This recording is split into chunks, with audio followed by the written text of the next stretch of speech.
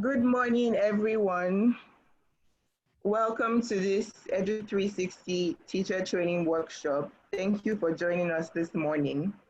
We'll be starting off with opening remarks, but before then, I would like to just say a few things. First, please feel free to drop questions in our Q&A box where the facilitators can see it and address your questions. If you feel that your questions have not been addressed, please use the raise hand button and we can interact with you directly. Also, please feel free to interact with other teachers who are on this call, the facilitators and the hosts in the chat box. You can drop, comments in the chat box and so we can read it and also respond and communicate with you. Now I'll hand over to Gloria, who will give us the opening remarks. Good morning, Gloria. Good morning. Welcome to this virtual Edu360 Teachers Training Workshop. Good morning, Gloria.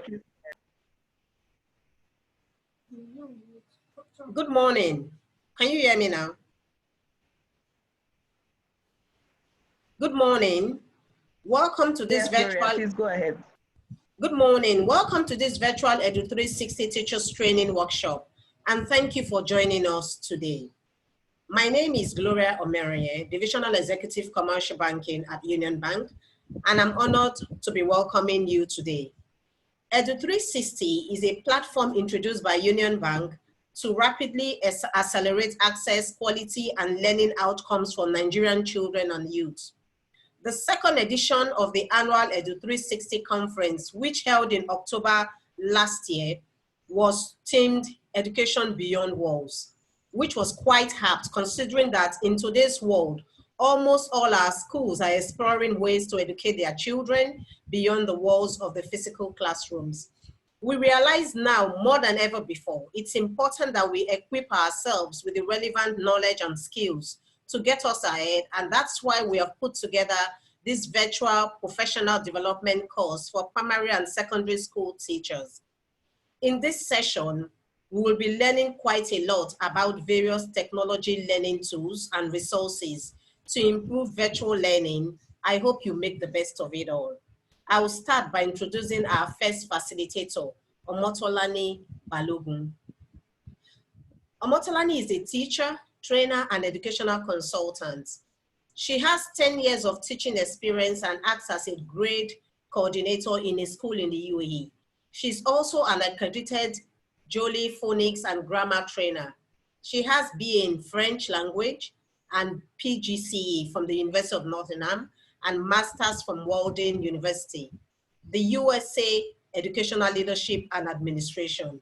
She loves to write and share ideas on her online blog in her free time. Our second facilitator today is Carol Balu. Carol is a seasoned international education professional with over 30 years of industry and education experience. She has traveled extensively from the UK to Africa and beyond. Her interest is to engage teachers in understanding the paradigm shifts as it impacts on education. Our third facilitator is Uzoma Uduma. Uzoma is a professional qualified classroom teacher and training research coordinator. She has a Bachelor of Arts BA degree in English from the University of Uyo, Akwa Ibom State, and a postgraduate certificate in education, international PGCE from the University of Nottingham, United Kingdom. Uzoma is passionate about continuous professional development and has attended several educational courses, workshops, seminars, and training in Nigeria. Finally, we have Denise Ejo. Denise has worked in school leadership for well over 2 decades. She continues to highlight the importance of teachers training in the 21st century. She's the MD of NFCR Integrated Services, our training consultant for the day. Before we go into the session, please note that your certificate of participation will be sent to your email addresses upon verification of completion of the tasks given during the training. Please, if you have any questions, drop them in the Q&A box or indicate by clicking the raise hand button, and your questions will be addressed. Thank you, and please stay safe. Over to you, Tolani.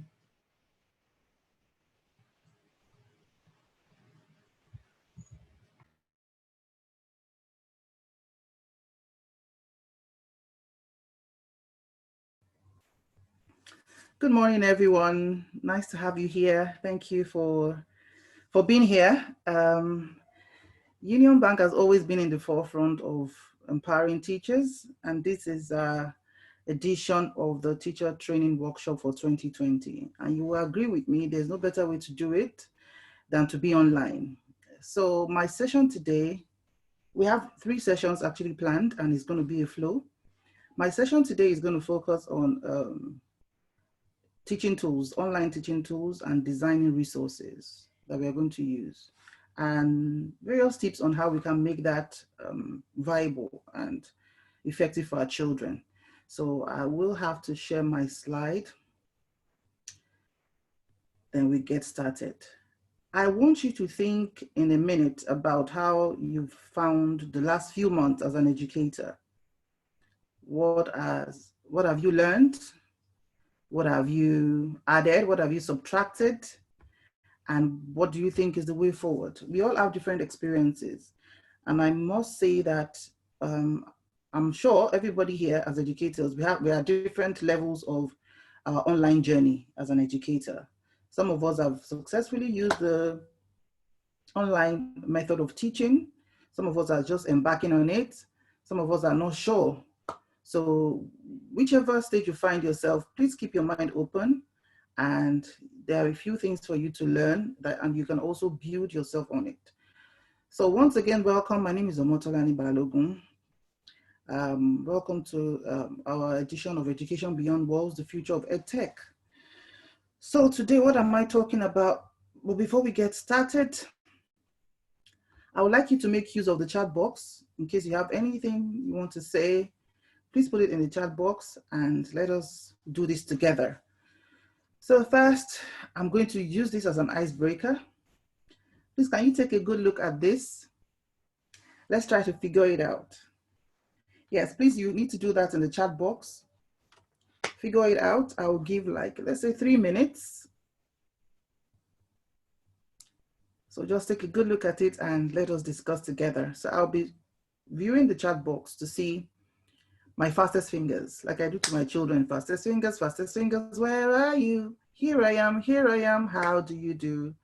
So I'm a teacher, so that's part of me was going to come out more than even being a trainer in this session. So I'm going to check the chat box now. Let's see how far we've gone, and we'd like to discuss it. Because of the large number of people here, we might not, I want it to be as interactive as possible, and maybe I'll be relying on our back-end colleagues to help, maybe unmute 1 or 2 people to give ideas, because I don't want to talk to myself. We should interact at some point. So yes, that done. Well done, Mr. A. Well done, Mr. B. Well done, Mr. C. Online teaching tools. There are so many online teaching tools, and I know we've been exploring, and there are so various types. So my simple definition of online teaching tools simply refer to the medium used to teach online. That's it. Just the way we normally sit in the classroom to teach before. Now we are not sitting physically in the classrooms anymore. We are online doing everything we are supposed to be doing physically. So types of teaching tools. We have Edmodo, we have Seesaw, we have Class Dojo, we have Kahoot, we have Teacher Kits, we have Bespoke Learning Management System, LMS. What this means is some schools have gone ahead, even before the COVID-19 pandemic, to build their school system, which is peculiar to them, where they do all their compilation of results, put it up, everything that has to do with the school activities in there. So I know you know so many more. So if you have any other one you want to contribute, you want to add to it, we'll be very glad to learn. So please put it in the chat box. Then we can, at our own spare time, just explore. And please note that some of these are free. Some of this you just need to just download on your phone and you're good to go. You navigate it. And that is what this training is about, you know. So don't be afraid. This is not the stage to be afraid of technology. This is the time to embrace technology. This is the time to love technology. This is the time to do everything you want to do at your own time. So you have to be self-supervisory and be willing to learn. Now, for the purpose of this training, we are going to pick Edmodo. I'm sure that is not strange to us as educators. We've been hearing about it, though not all of us have been using it, but we are going to be focusing on Edmodo. I hope your phones are ready because we are going to do some work. Now, I'm going to talk you through this. Then after the talking through, then we are going to do practical on how to do it at the tail end of my session. So these are the details you need to sign into Edmodo. Your preferred sign-in name, your preferred class name, your class age, the subject, and other information, personal details, interests, etc. So you might just have to start thinking about this before we get to the practical side of my training. Okay, so we are going to, when we get to the Edmodo site, you just get your browser ready. Once you type in Edmodo, but the website is actually www.newedmodo.com. So when you put that in, you have the option to either log in if you have an account. That means if you've done it before, or you sign up as a new user. That's when you need all the information I told you earlier, your email address and all that. Then one beautiful thing about Edmodo is you can sign in either as a teacher, as a student, or as a parent. Yeah, that's one beautiful thing this teaching tool has. So let's move on. So this is what we are going to see after signing in, either as an existing user or a new user. Then we learn to navigate around it to understand the features of this. So you need to follow the steps as you practice. All right, so we are going to do a lot of practice. Please get your browser ready as we do that. So at this stage, we do our practical go line and all that. Then also, we are also going to talk about designing tools. Some tools are used to design. You need to be a creator and explore the graphic world as an educator. What this means is that, you're not, as an online teacher, you have to be used to creating, you have to explore your creativity, create worksheets, create activity sheets, use things that are online. And one beautiful thing about learning to use designing tools is that you can be as flexible as you want to be. You can be as flexible as you want to be. You can be as creative as you want to be. So you can make your own online session very unique to you. Your worksheets unique to you. You can do worksheets for different levels of children and all that. So examples of designing tools we have. The first one is Canva, which I think we are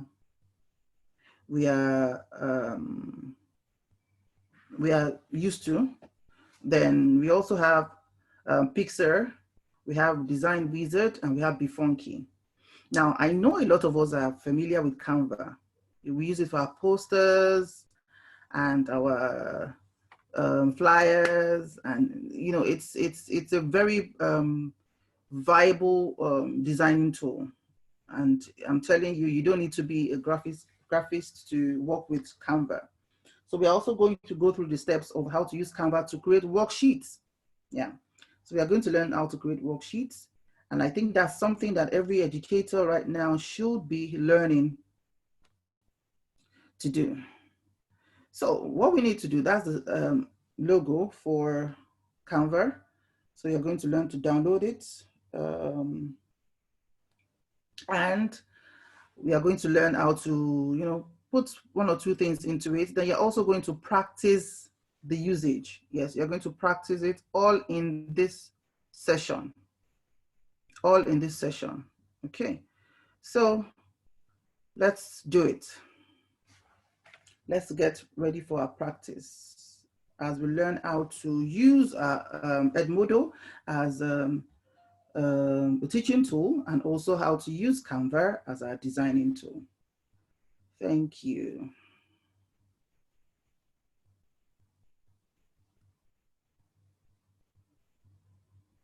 So I would stop sharing my slide now.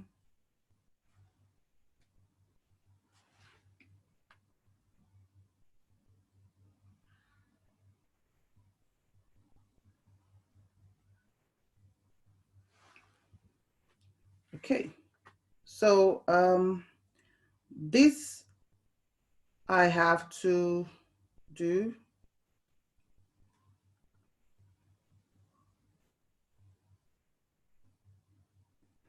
Let me go back.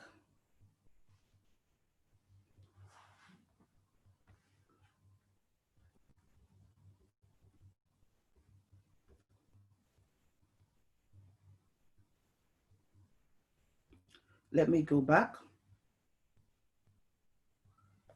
Okay. So with this, I was, okay.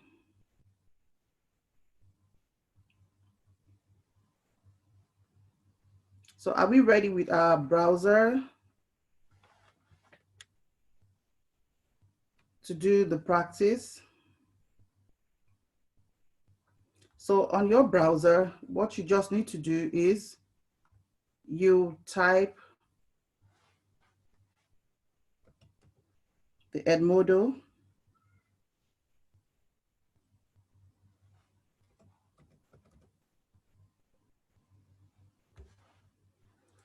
You type Edmodo into your chat box, your Google browser.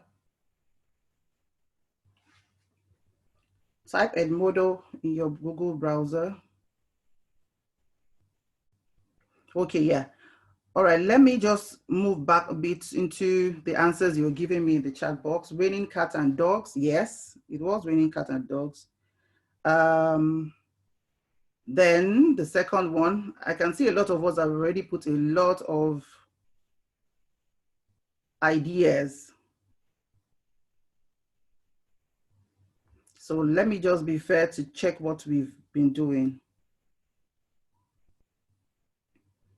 Okay, so I'm sharing my screen again. I can see some people were smart enough. Yeah. So raining cats and dogs, the first one. And the second one, cherry on the cake. And the third one, money does not grow on trees. The fourth one, don't count your chicks before they hatch. Then the fifth one, don't play with fire. Then the sixth one, let's call it a day. Thank you so much. I can see the comment you put in the box already. And I also saw some of you put the different types of teaching, online teaching tools you have, or you know already. That's a good one. And please also know that there are so many, there are lots of them. Don't restrict yourself. Always learn to explore. And like you said, some are free. You don't need to charge anyone. You just, just carry your children along, your parents along, you set your timing and you do what you have to do. Okay, now I'm going to, please go on your browser.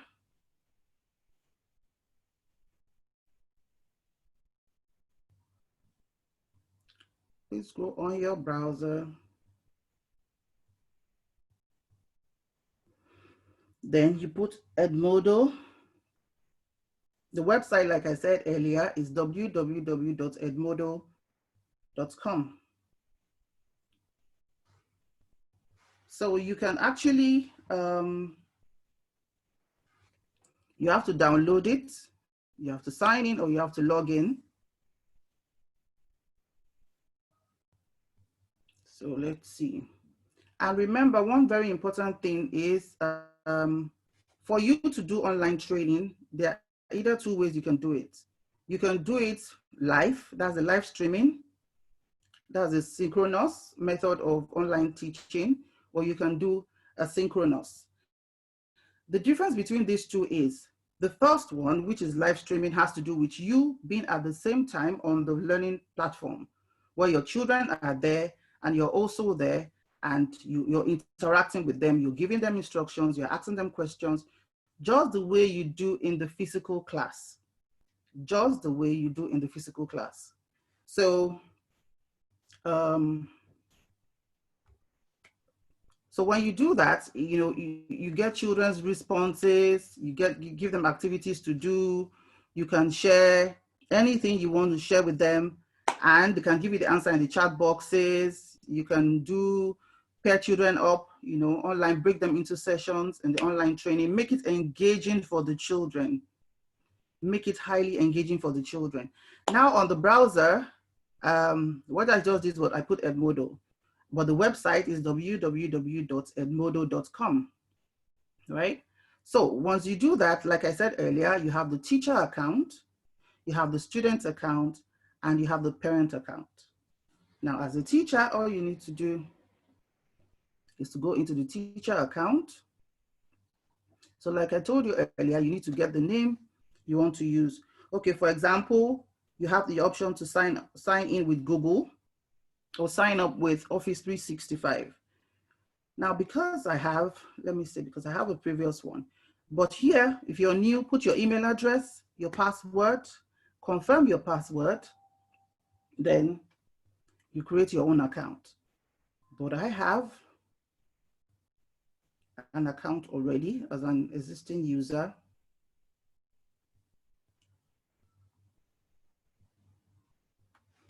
So I'll wait for that to boot. Now, one thing you need to know is that you need to know how appropriate, because I've signed in before, I have an account here, I'm going in through my Google account. But if you never had an account, all you just need to do is to fill the email address, confirm your password, type your password at first, and confirm it once again, then it will bring you in. But because I do have my own account, I'm just going through my Google account. So you can see the process, it's authenticating through my Google account. So like I was saying earlier, before you choose the teaching tool you want to use for your children, you need to consider their age. Yeah, some teaching tools are more appropriate for the young learners, while some are more appropriate for older children. So whichever level of children you're taking, please make sure you find the one that is more appropriate for them, the one that will be easier for them to navigate around when they are learning. Okay. So as I'm waiting for that,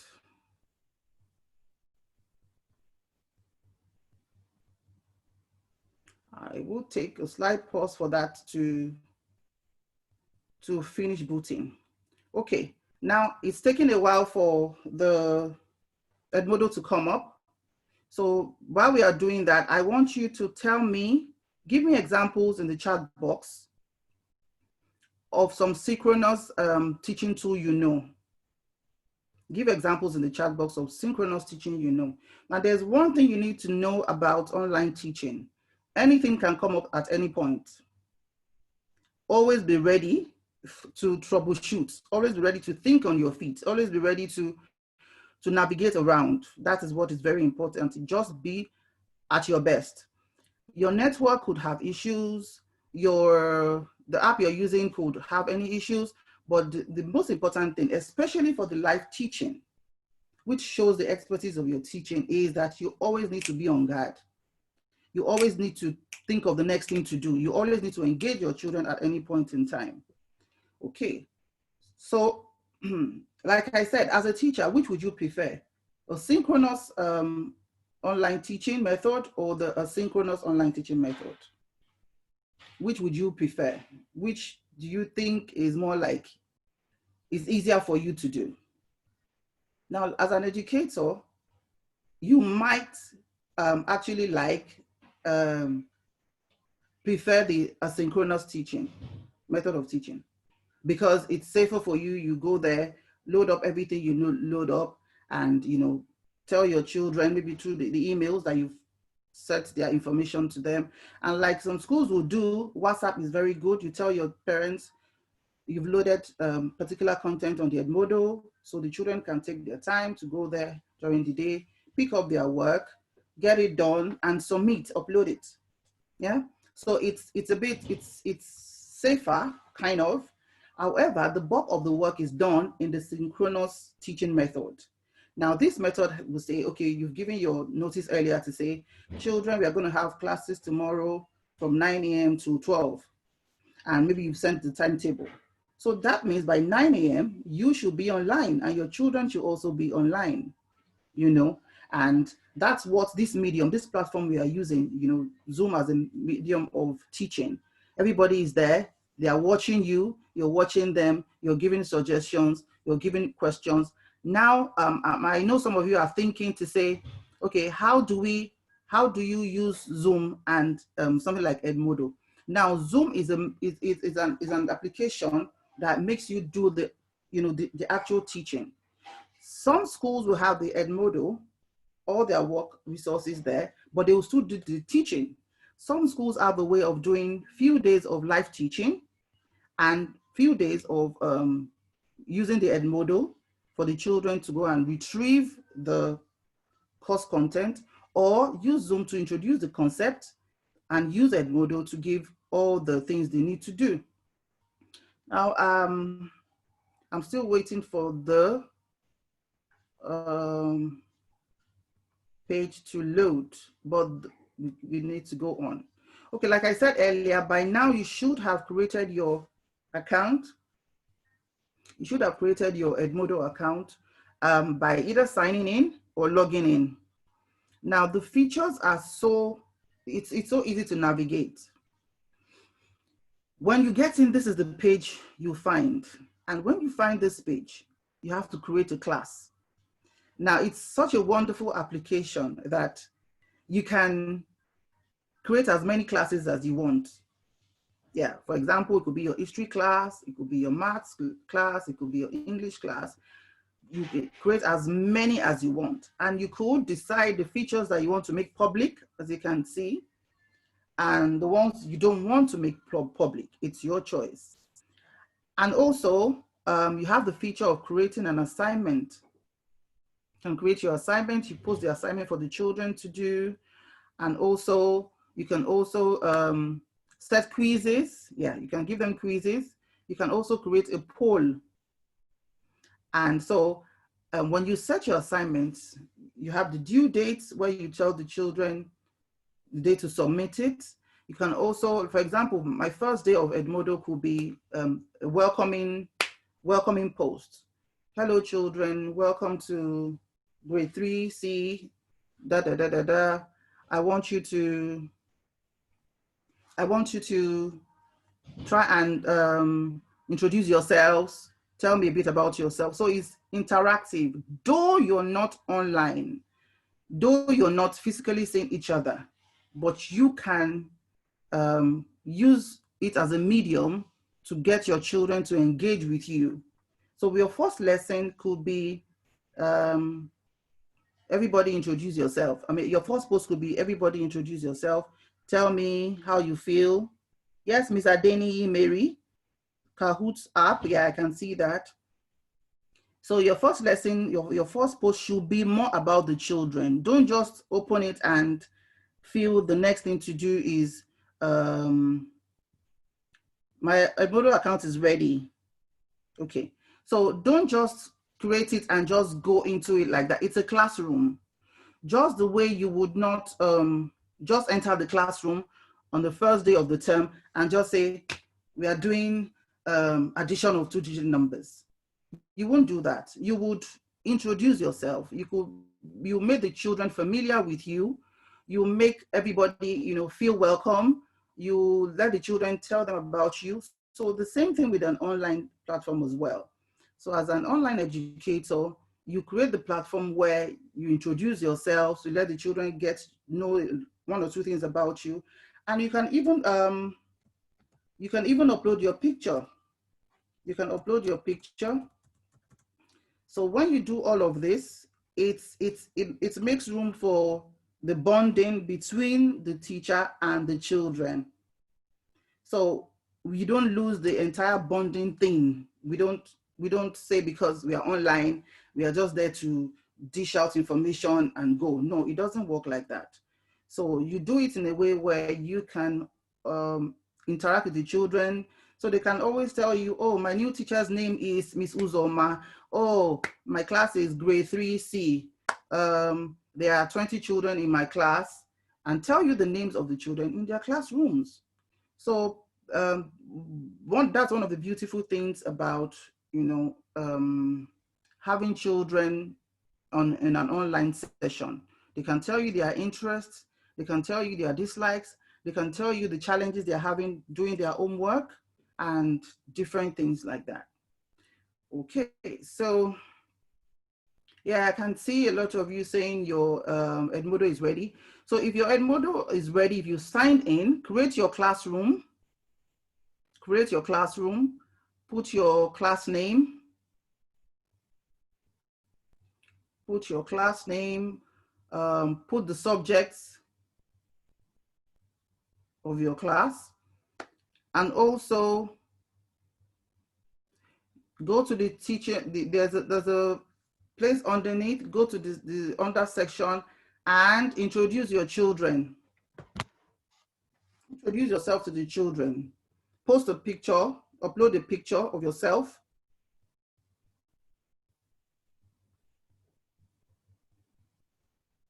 Then, yeah, it's almost there. Then also, as you're engaging the children, if it's a teaching platform, if it's synchronous, like Zoom platform, you need to use things to get them engaged. You need to get props to get them engaged. You can get a puppet. I have my puppet here. You can get a puppet. You can get anything just to keep them engaged. Now, this is what this looks like. So you have the profile page here where you can put, that's my name there. You can, you can just put your picture there. Then I created this class called the Global Citizens. Yeah, it's loading. So I would show you.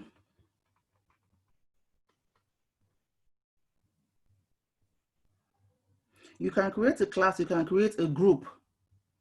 So for example, maybe some of your other teachers in your school, you can create a group for them where all of you would interact and talk about different things.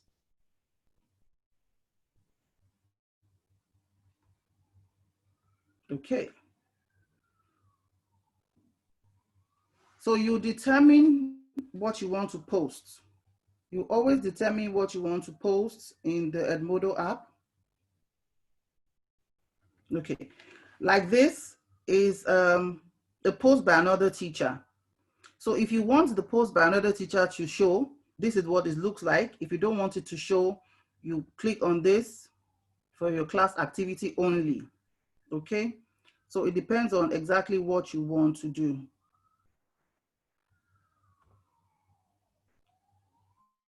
So let's go into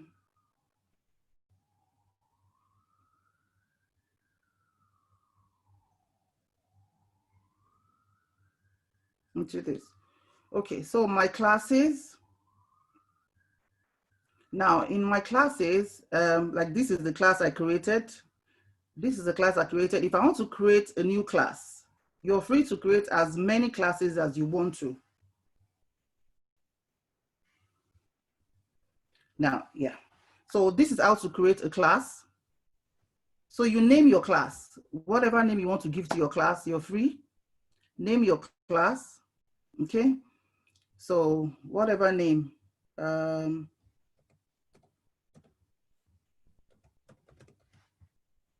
Whatever name you want to give your class is fine. Describe your class.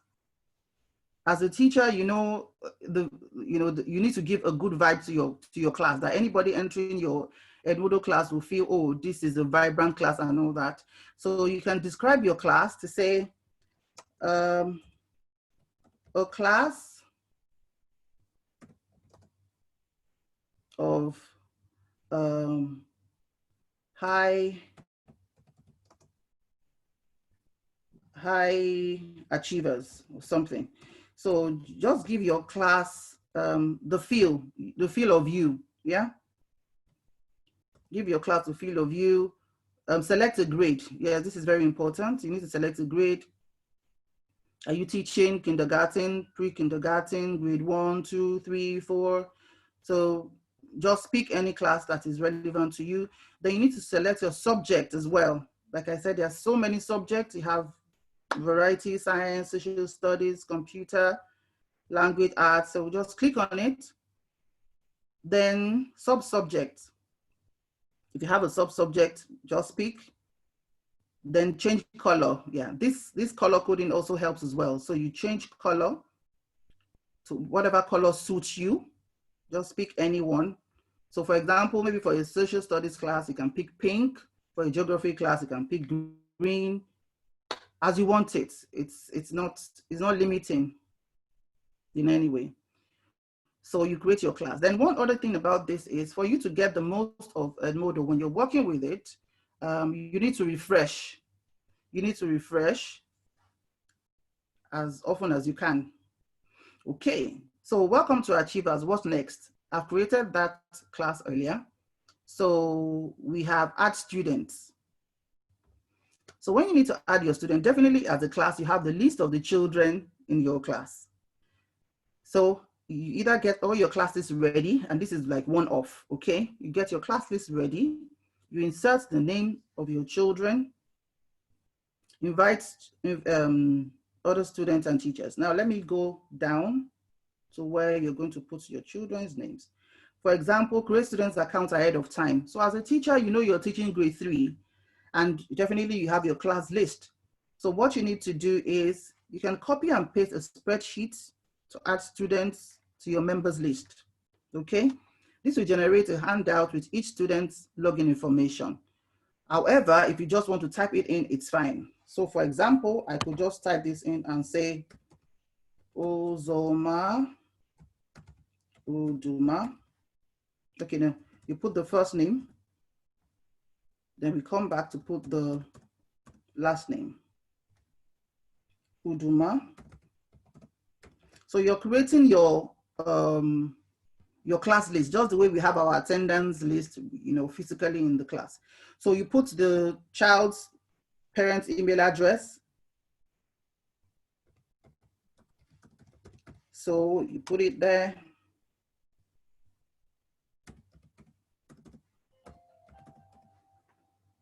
So fill everything, fill your children's names and their email addresses here. This is actually very important, okay? It's very important because communication is very key in online learning. Though we can't see each other physically, right? But the email, the email is the official way of, you know, communicating parents. So when you do this, you create students account, you click on this to create the student's account. So fill it in. Then if you need to update, maybe you have a new child, then, you know, you always have the right to update. So we have that. We also have, okay, you have added one student. For example, I added just one name and it has told me that I've added one student. So you can add on more names as, you know, your children come. Download and continue. If you want to do that, continue without downloading. It's your choice, okay? Connect parents to your students, okay? Now, with Edmodo, you can keep parents informed using automated classroom updates and direct messaging, okay? So connect parents to your students below with an email address or phone number, and we'll send them an invitation. Now, when you create your class, we're gonna go back there. You are going to have a special code for each class you create. So then you can send to parents. For example, I have Uzoma here already earlier. So if you want to connect here through email, all you just need to do is to put the email address here to whoever, abc@yahoo.com.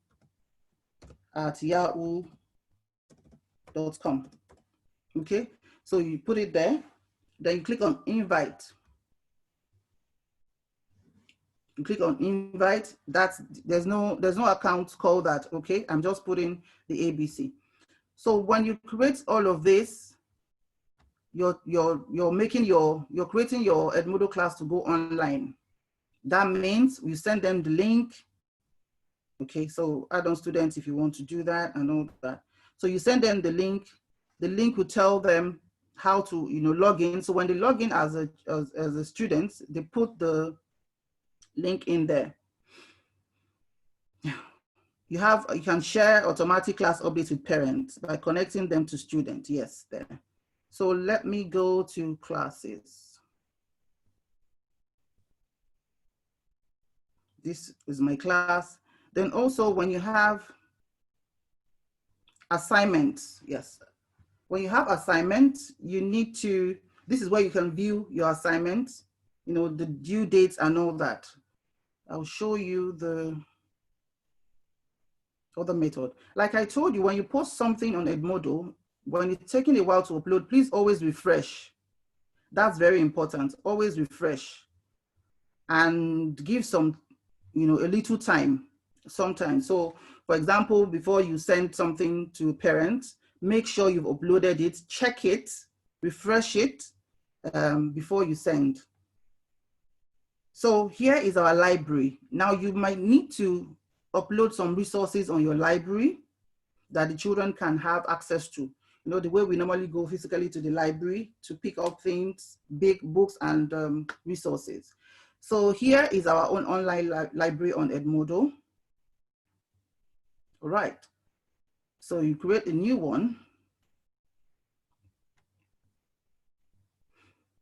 You have it saved already on your laptop or your desktop, where you have a document. For example, it could be maybe like an activity sheet. It could be any resource that you want to use whatsoever. You can have it there. Then, like you can see, I keep refreshing. So stock up your library with your resources, with your worksheets, with your books and everything. So your children can always, refer to it. But you can tell them, pick up so book in the library.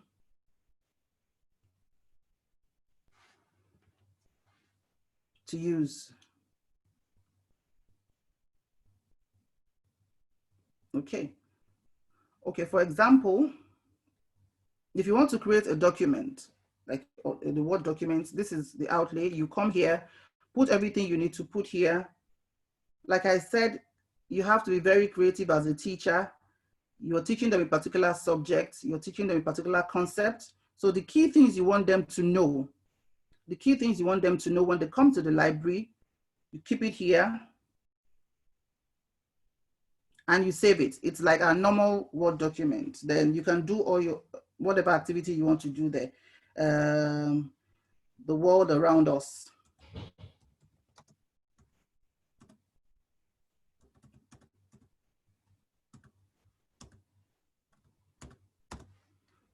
So you type the title of what you want to do here. Just like your normal Word document. And this is actually very good. Your normal Word document, put everything, use your Microsoft Word experience, to fill this up, and you're good to go. Okay, so I would move back to my Edmodo. So once you do this, you save it up and keep it in your library. Okay, so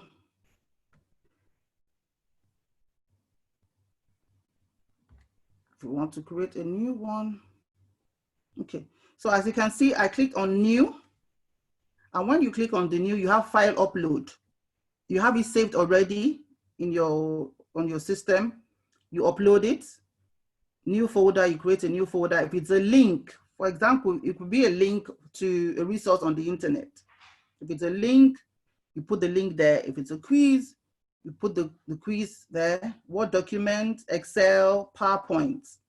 So for example, you might have created your PowerPoints that the children are going to use, that you want them to study.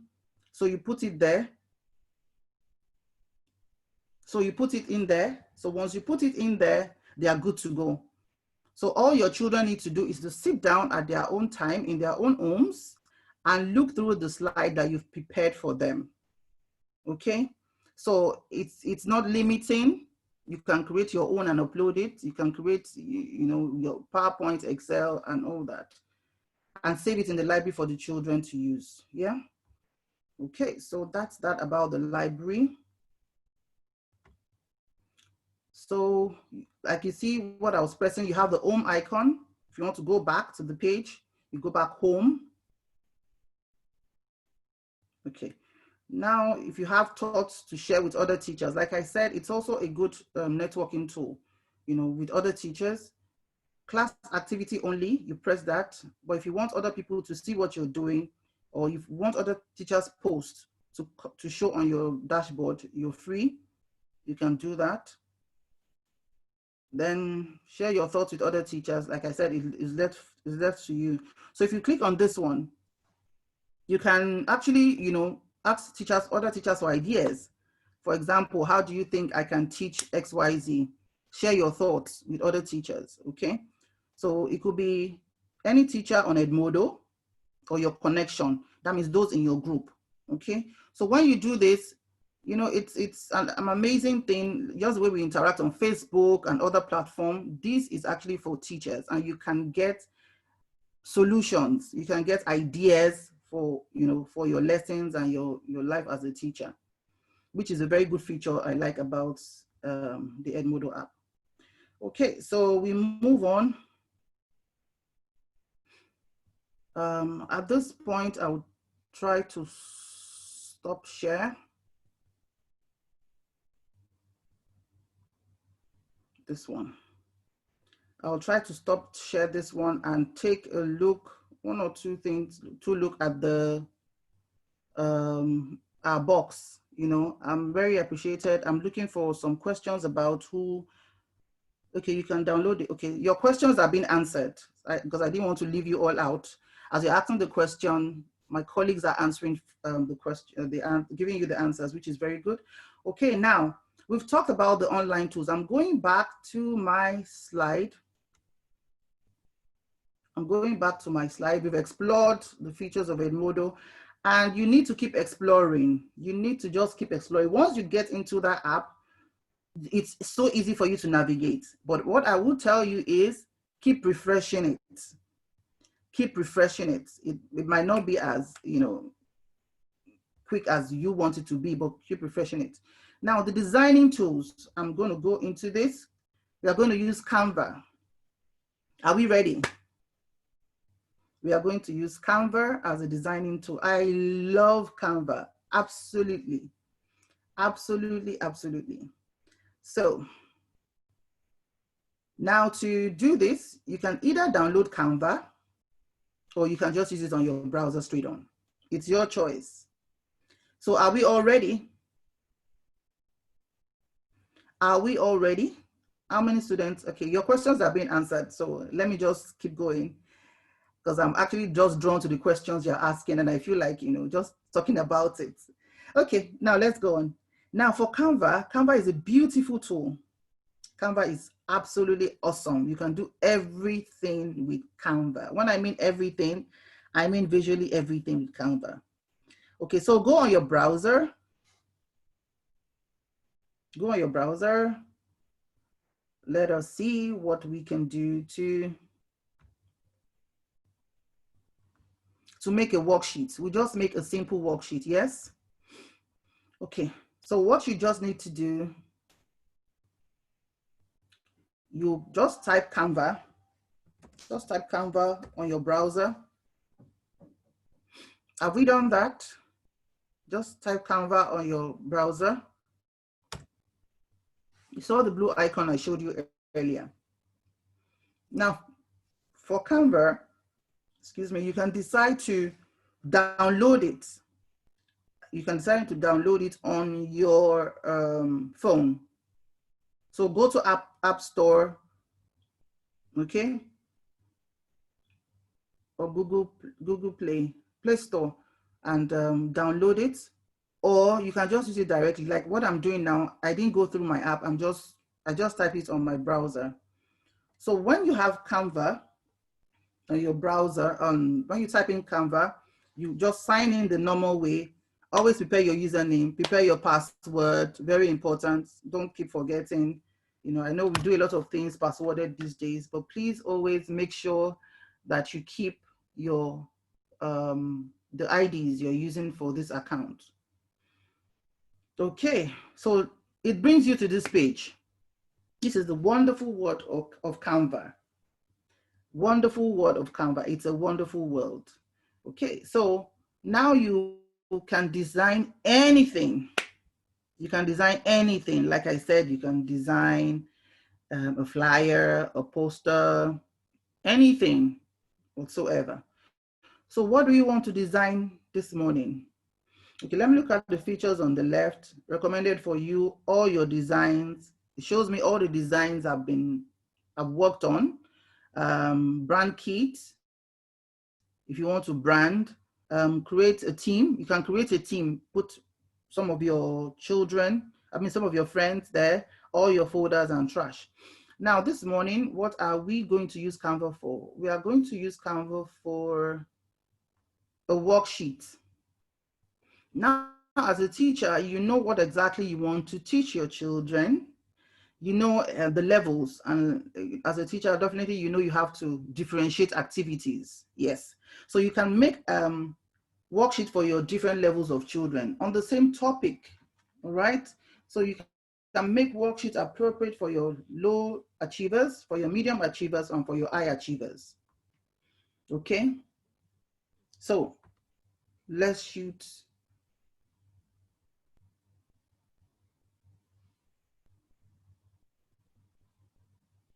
On worksheet. So what I just did was I just put worksheet straight up because that's what we are working on. But if you want to do a flyer, you want to do a poster, you want to do anything, of course, you're free to do that. So these are some templates of worksheets we have. These are some templates, ready-made templates. There's nothing wrong with using ready-made templates. Absolutely nothing wrong in using ready-made templates. However, you could create your own, and you have to have practiced a lot on this to be confident enough to create your own templates. Now, just take a look at this for a minute or two. See how creative you can be. Take a look at it. Looking at it, you can tell what subject or what concept is about to be taught.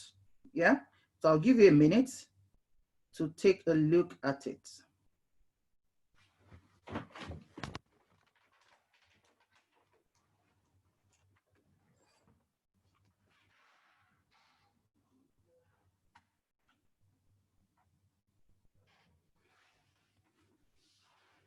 Okay.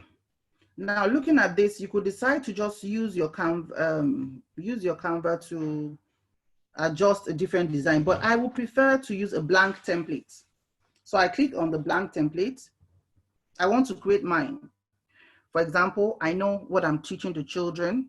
My subject is English, or it could be math, and maybe in math, lower class, I could decide to do a template for them on shapes. Identifying shapes, yeah. Okay, that's a basic concept. So you want to teach the children to create a worksheet for the children to identify shapes. Okay, so I click on the blank templates, not the ones that had anything on them, just a blank one. And this is where your creativity comes to play as an educator, as an online educator. So, like I said, there's nothing wrong with you using the samples of the templates. You can just use that and tweak it around as you want to, or you can decide to create your own. So I'm creating mine right now.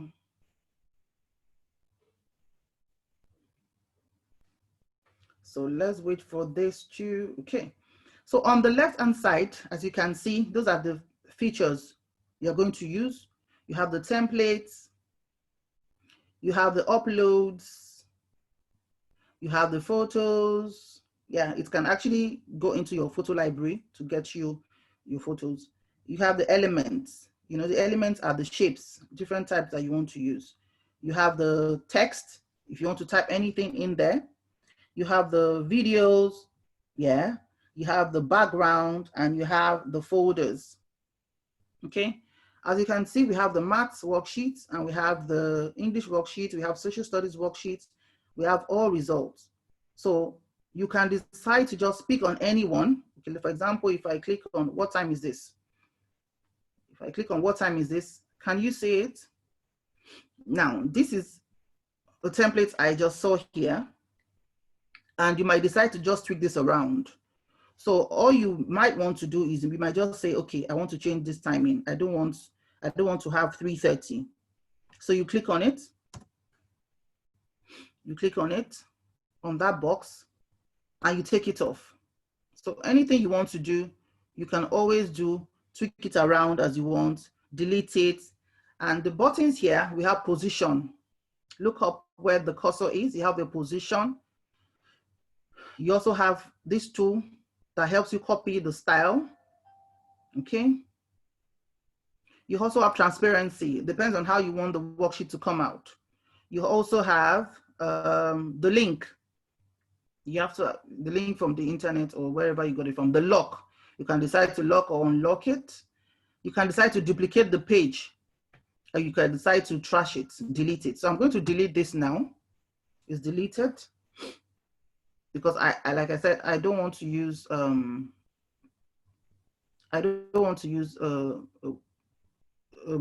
worksheet I made there. So I want to use my own, I want to do my own worksheet.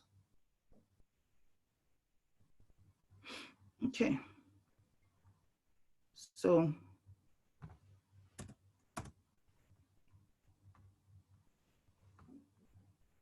okay, this is hanging a little bit.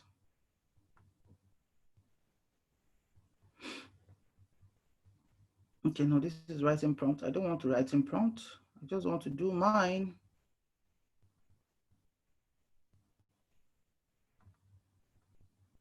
Just want to do mine. So where's the blank one?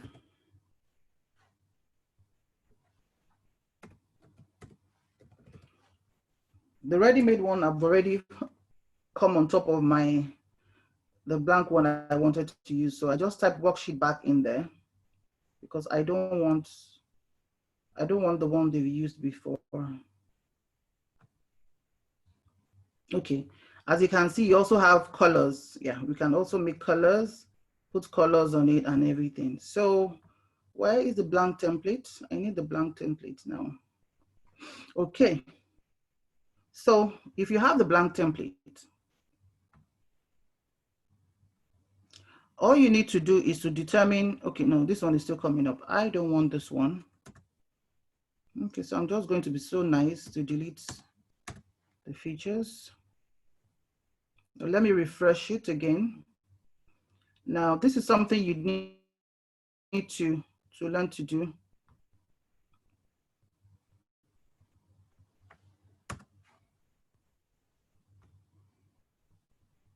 I'm refreshing it because it wasn't giving me my blank page.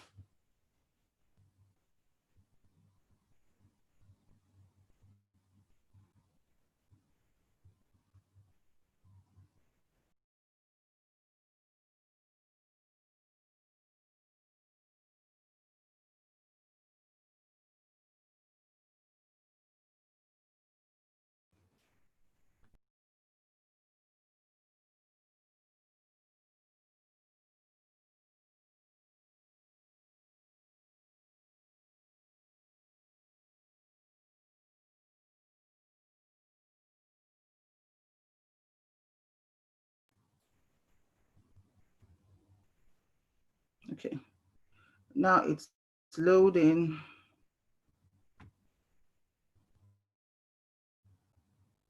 So think in your mind, what do you want to, what worksheet are you making?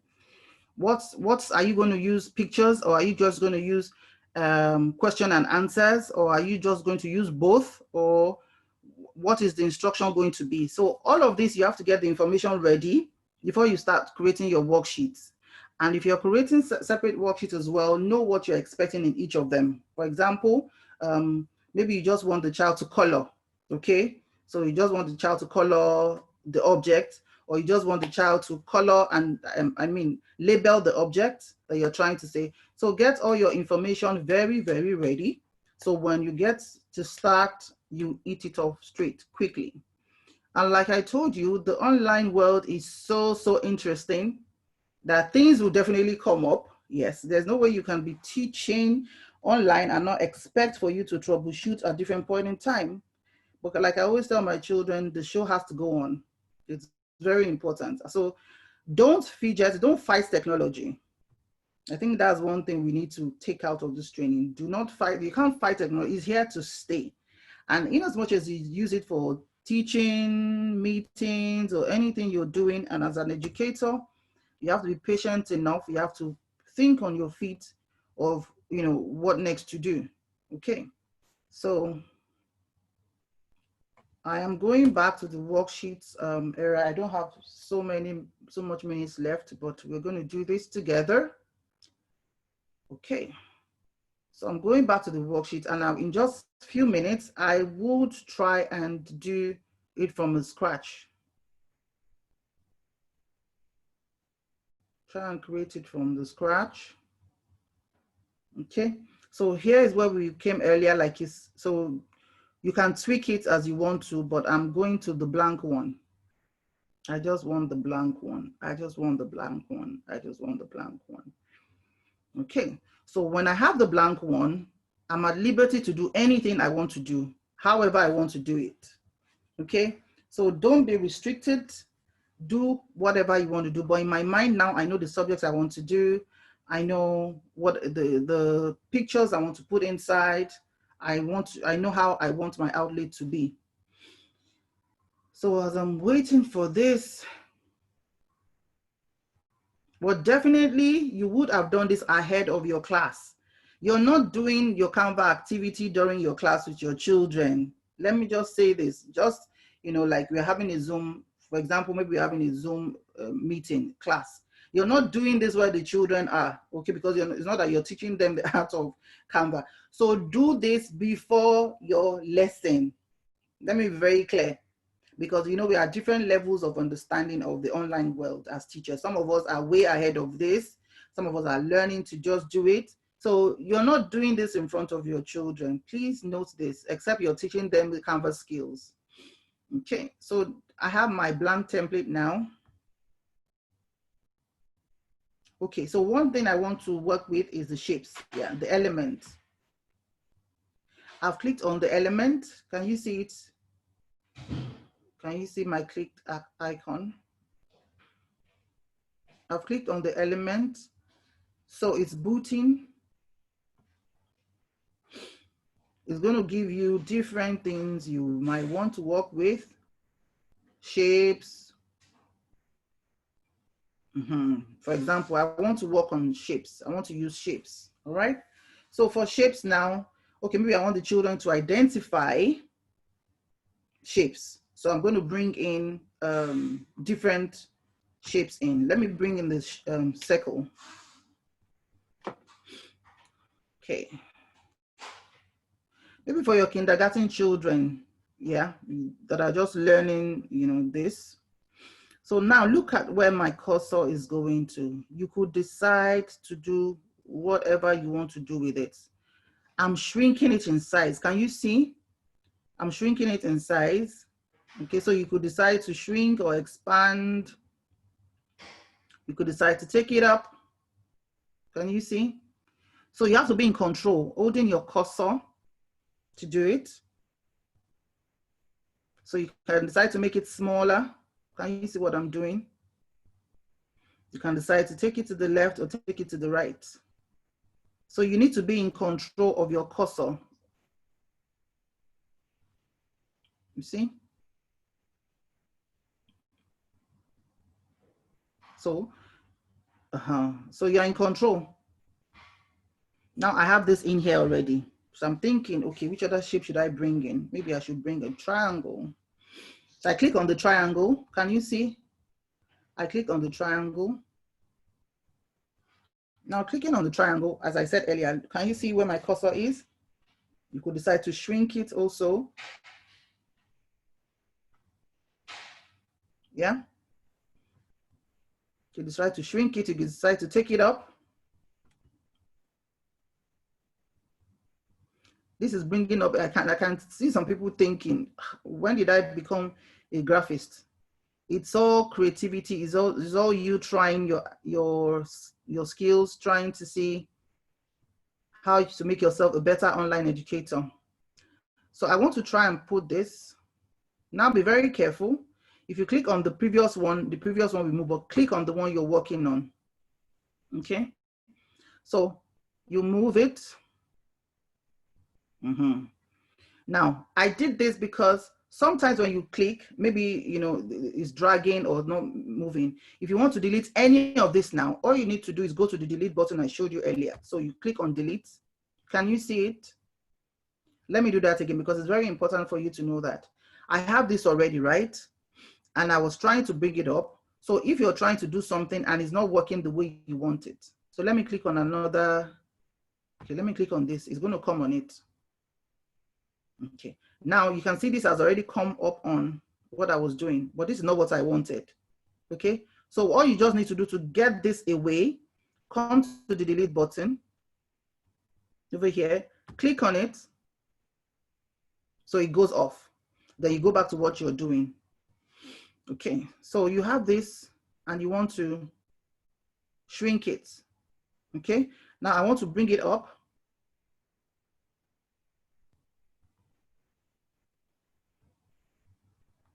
You want to bring it up, or you want to move it to the right, or you want to move it to the left.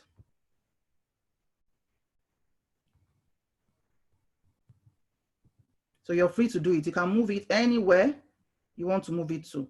For example, I could decide to just put it here.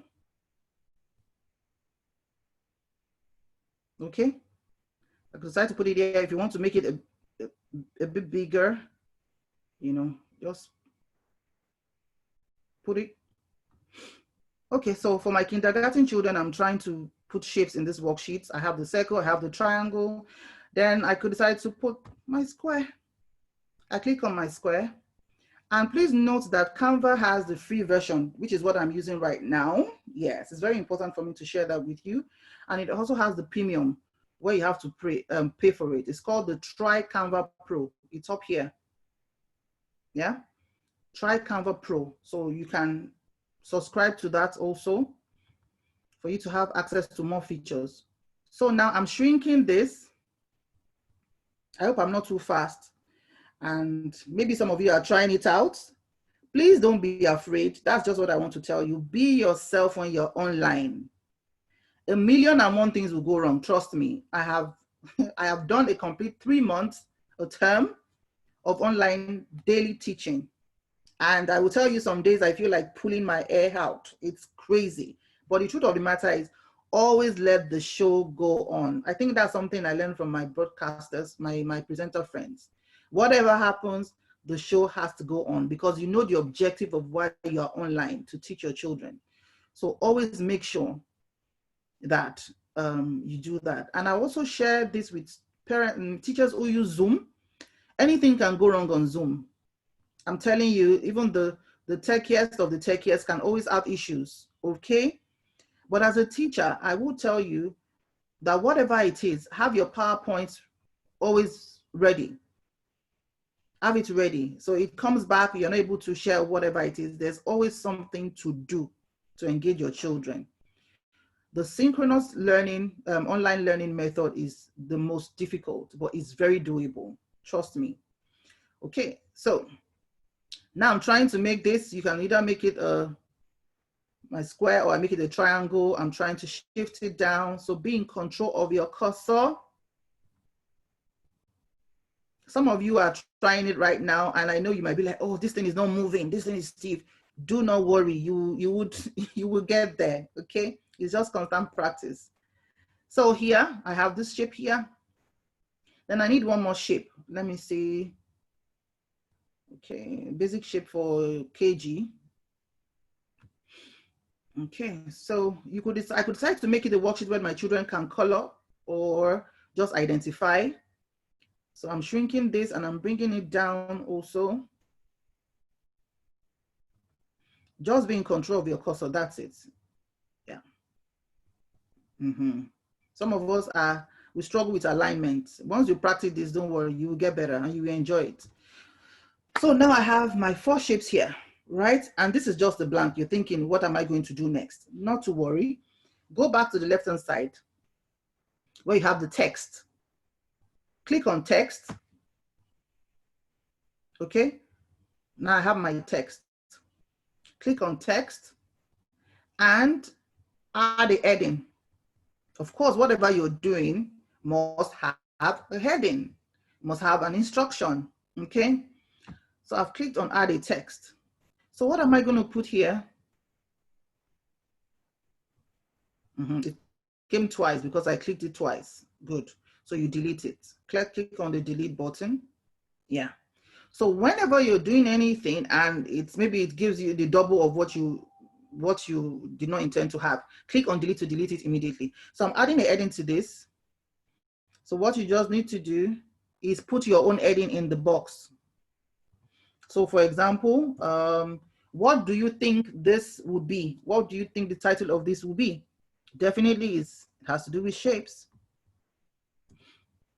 So be creative. It's your worksheet this time around. You didn't just go to the internet to get it. So you can be creative with your words. Okay.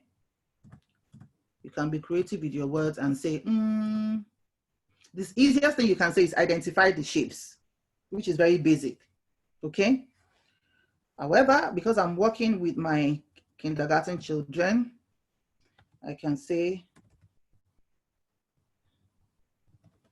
I can just say, can you tell? So it just shows you how creative you can be, because it's you creating this right now anyway. So why not just be creative? So all I put here is, can you tell? I need to shift this also. Can you tell? That's what I'm naming this worksheet to be. It's easier for me to say identify the shapes, but I don't want to use that. It seems boring at the moment. So when you do this, you move it up, because I want to put it on top. So you click on it and you move it up, up, up, up, up, up to the top of the page.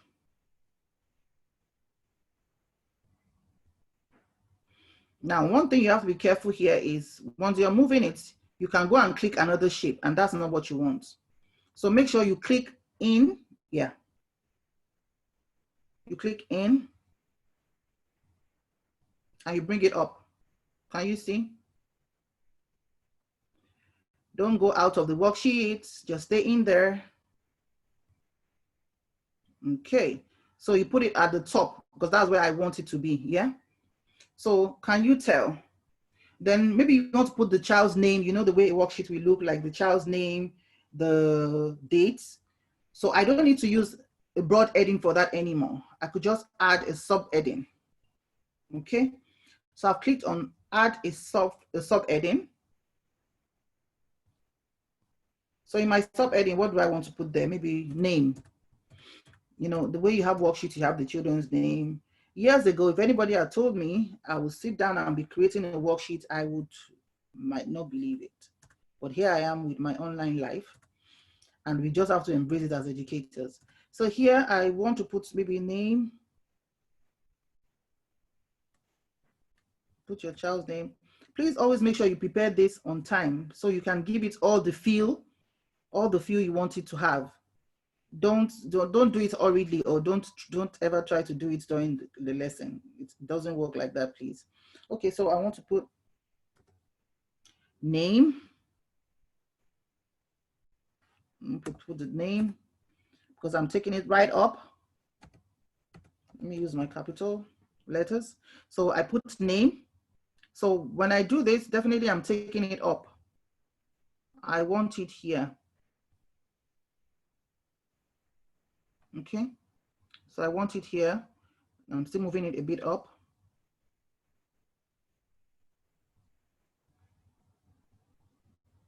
So be in charge of your cursor.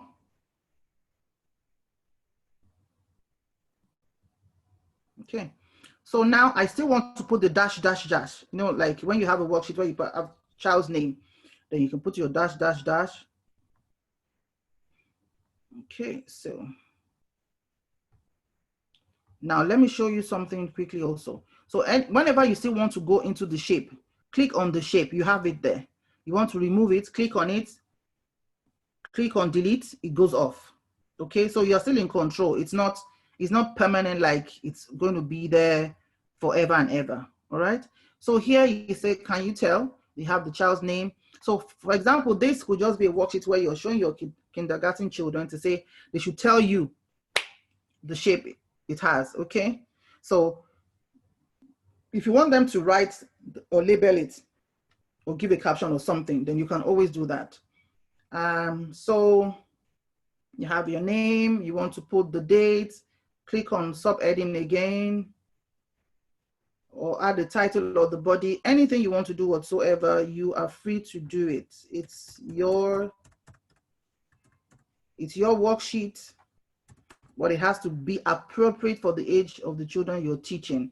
And the instruction has to be clear, okay? So like this one, it's so clear. What I'm asking the children to do is, can you tell? All right, so here, let me put date, because you want your work to be dated. You want the children's work to be dated. Tolani, you need to start rounding up. You're over, you shot over, so hurry up. I'm sorry, it's the creating aspect. I know, okay. Everybody's creating today, so hurry up. Okay, all right. So you can decide to put the name, the days, the class, or anything you want to put in your worksheet. You could decide to change the color. Let me do that quickly before I go. Okay, background. Let me choose a background. You could toy around with the background. You might not just want a plain Jane kind of worksheet. So you click on the background. Click on the background, then you can choose any background that suits what you're talking about. Okay, like this. I know I don't want any of this on my background. I don't want any of this on my background. So you have, okay, let me just click on any background now. If I click on this one,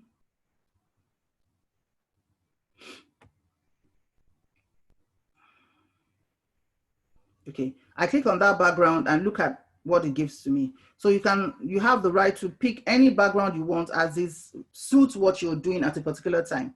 And of course, when you're done, yes, you can either share. I'm clicking on share. You can either share your design with others to view and edit. For example, maybe I've done this. I want Miss Denise to take a look at it, or you want your ed teacher to take a look at it, or whatever. You can do that here. You can share here. Or you can download it.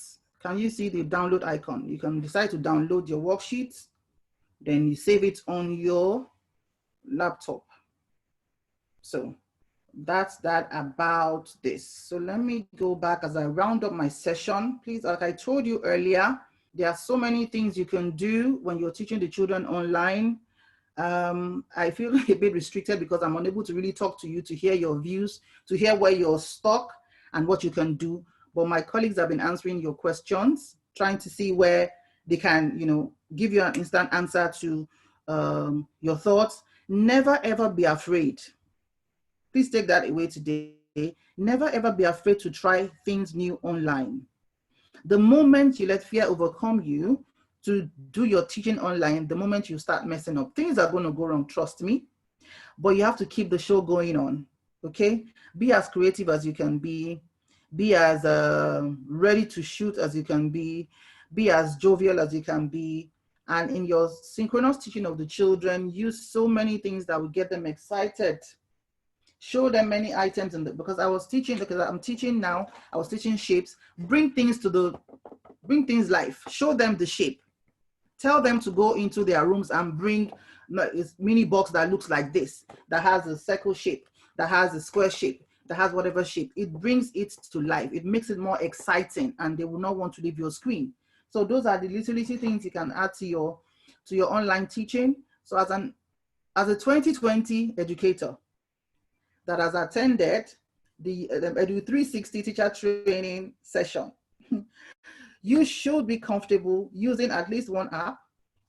You should, for your teaching tool, you should be comfortable using Canva at least to design your poster. Design the poster for your class. You should be comfortable creating worksheets for your children. It takes maybe 10 minutes on your phone or even in front of a laptop to do it. Never be afraid to try, okay? It's all about engaging our children online. Sing to the children. You can move your body as you're teaching the children. You know, you tell them, ringa, ringa, rose. You can do everything you want to do with your children online. So never, ever be afraid. Break free from 2019. This is 2020 now. And thank you so much for your time. I'm so happy to be able to share, you know, some of what I have done, because I've done it, like I told you, what I have done in the last 3 months. And please always ask questions. Please always go online to make research. Please always go online, try it. It's not, technology will not tell you, leave me. You have to dive into it, keep learning, ask questions, make errors. Yes, make errors. Make it, learn, move on, you know. So it's always very good for us as educators to always be on top of our games. And you can't be on top of your games when you're sitting down and just watching and not doing anything. Technology doesn't bite, you know, it doesn't bite you. It won't pour anything on your face. It's you just trying to figure it out. And I would say, please, you need to stay back till the end of this program because it's a flow.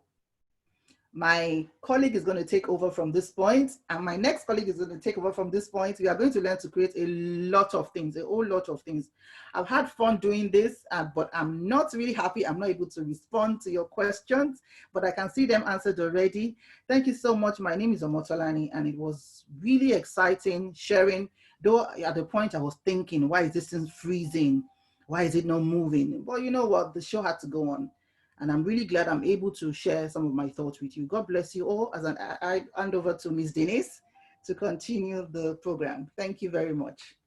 Thank you, Omotolani. Well done. I think you've done a fantastic job. To those of us that are familiar with Edmodo, I hope that you have been able to still pick up some stuff and can share and recognize that there are very many tools out there. There are very many platforms. We can't teach everything. We can only try to use different ones to guide you. So for the rest of the day, so that you understand our plan for the day, you do have tasks to do. So as you are learning each of them, please try and screenshot whatever you're doing. If you can save them, because at some point we're going to come back to them and we're going to use them. So please be mindful, don't throw away your work, keep your work. We are all teachers and we learn to keep our stuff. Now we have Carol, who is coming on to give you the first part. As teachers, we always say the starter. So Tolani has done the starter. Now Carol is doing the main, and Uzoma will finish up with us with the dessert, you know. So have a nice time. Carol, are you ready? Here you go. Same rules apply. Any questions, please tell us, we'll answer you. Well done. Muted. Yeah, unmute yourself.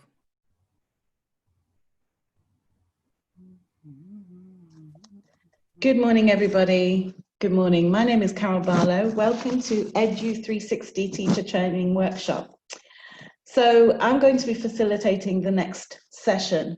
And I want to start off by saying that COVID-19 caught us all unawares. We're all doing things that we might never have normally done had the pandemic not occurred. For example, 6, 7, 8 weeks ago, I had never done an Instagram Live. I didn't have an Instagram account, and suddenly every single week I'm doing Instagram Live. We're now doing training in a way that we've never delivered it before. We've had to learn technologies that we've never used before. So the same way that you as teachers are having to use new technologies, we as trainers are also having to use new technologies.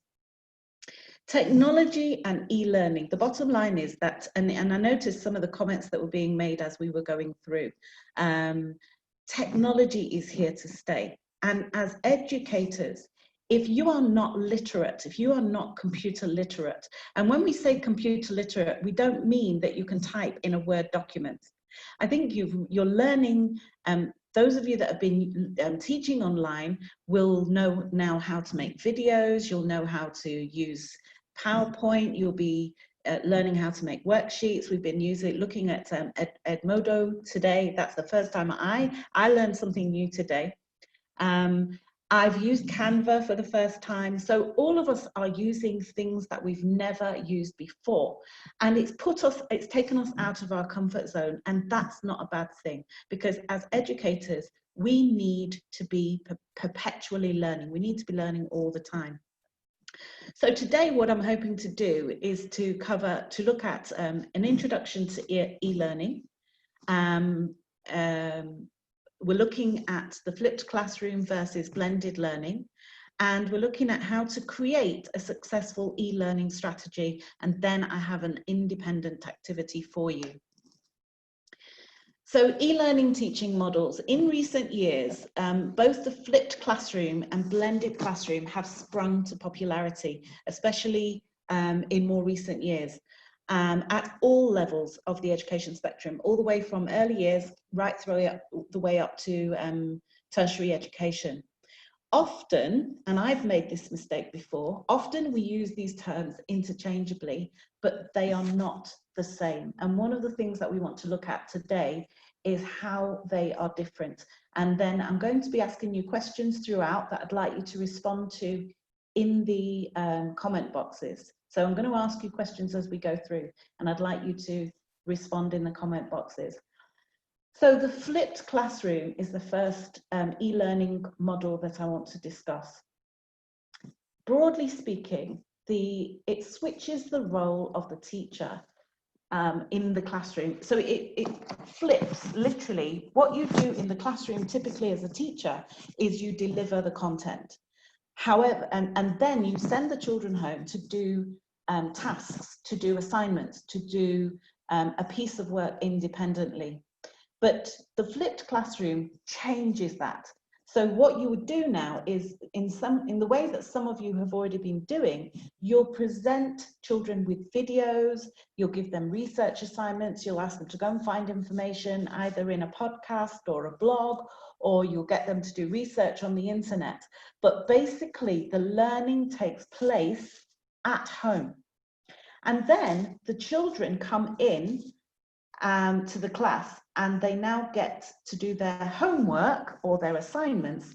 They get to apply their knowledge when they come back. So it intentionally shifts from instruction to a learner-centered model. So what do we mean by that? The children are learning at their own pace at home. Now, the advantage of this is differentiation. Children can, if you've done a video for them, for example, they can rewind if they don't understand. And that's something you can't do in the classroom, in a normal classroom setting. You're not able to rewind and replay. So if you miss it the first time, you know, some of our children, particularly the younger ones, you see them go off into a daydream. They used to call me a daydreamer when I was a child. I used to just be staring out of the window, daydreaming. And if children miss a particular concept, it could mean the difference between whether they successfully meet the objective of that day's lesson. So the benefits of being able to do these things by doing videos and having learning online is that, number one, they can work at their own pace. Number two, if you've done a video, they can rewind, or a podcast, they can rewind and play it back to themselves. So they get to digest the information outside of the classroom. Learning takes place outside of the classroom. The classroom then, when they come into school, so there is face-to-face interaction, The classroom is now used to explore the topics in greater depth.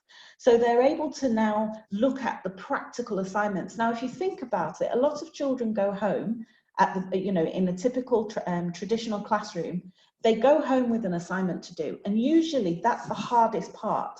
So you've got to take what you've learned at school, and you've now got to apply it in an assignment. Now, number one, if you've missed some of the content of the classroom, that can put you at disadvantage.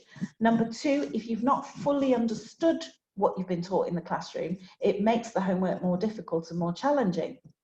So the advantage of a flipped classroom is that children can be learning at home. They can write down questions for things that they don't understand. They can replay, and maybe the second time or third time round, they will actually grasp that concept.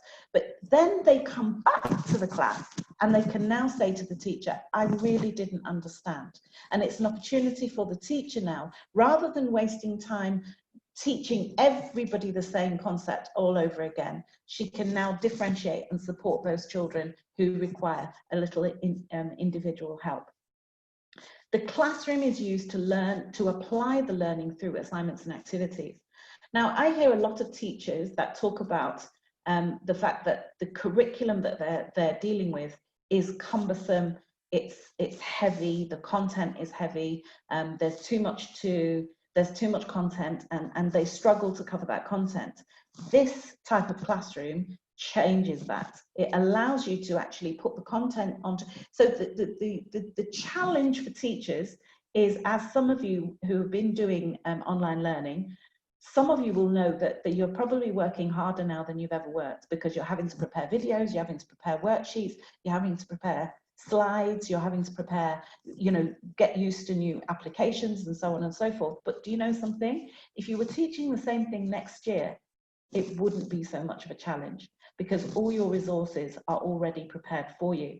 So that's just to say that, yes, the negative is that it's very time consuming to prepare for teachers, but the positive is that once those resources are prepared, you can use them over and over again, or you can tweak them and improve them as you're going along.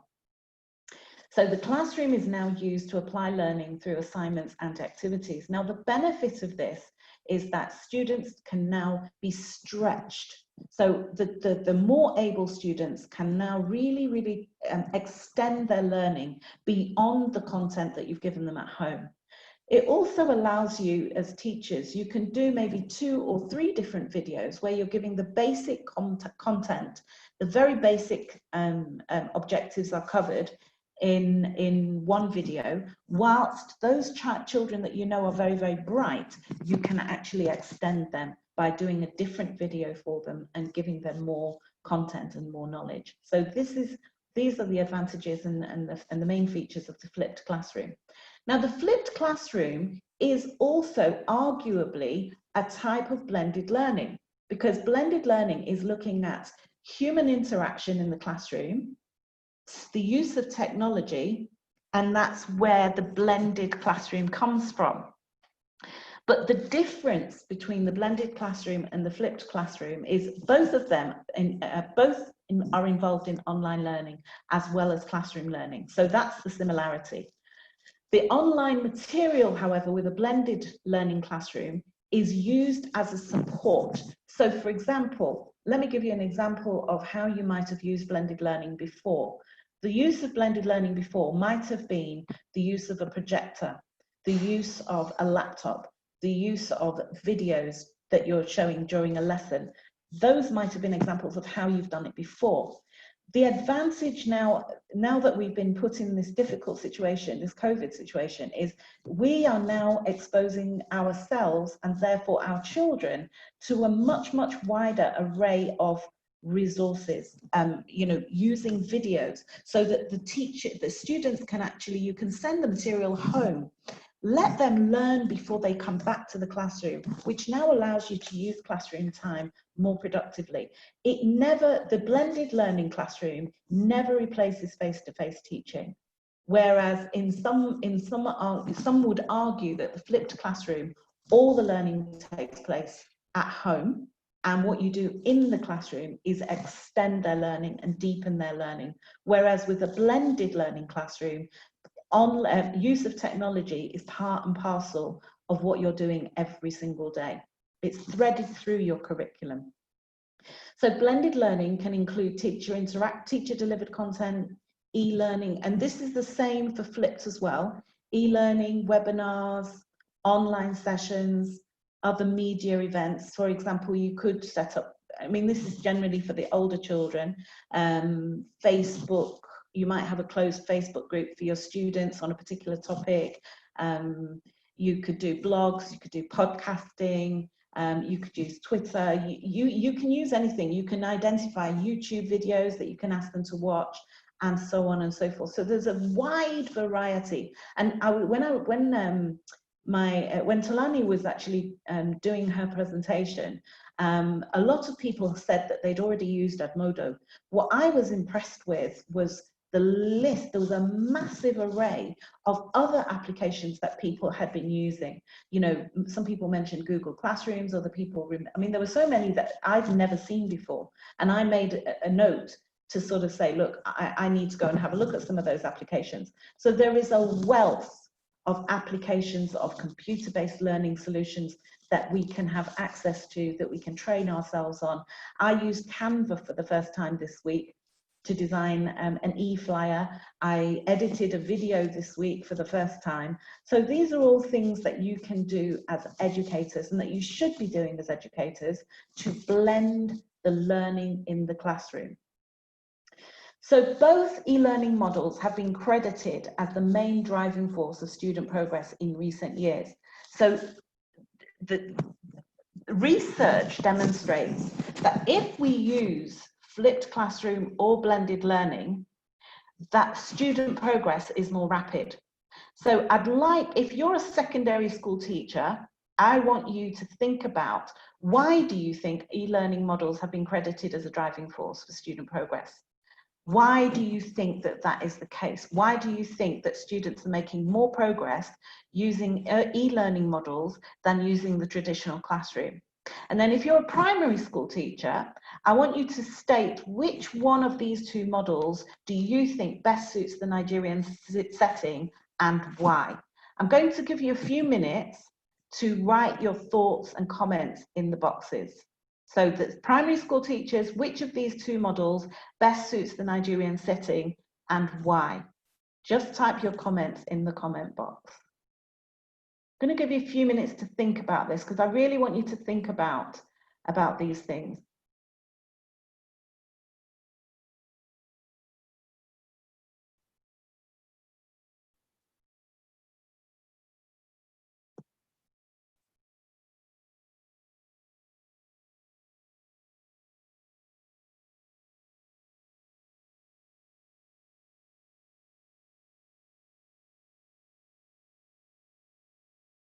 Okay, I've had one comment here from secondary. Many of our modern 21st century students are digital natives, that's true, who get easily attracted to whatever comes to them through digital media. Thank you for that comment.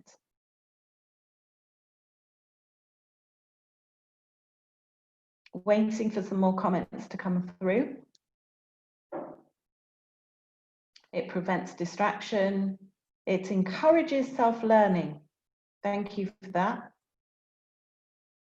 So why would that be a driving force in student progress? Yes, it encourages self-learning, but what does that mean? How does that help?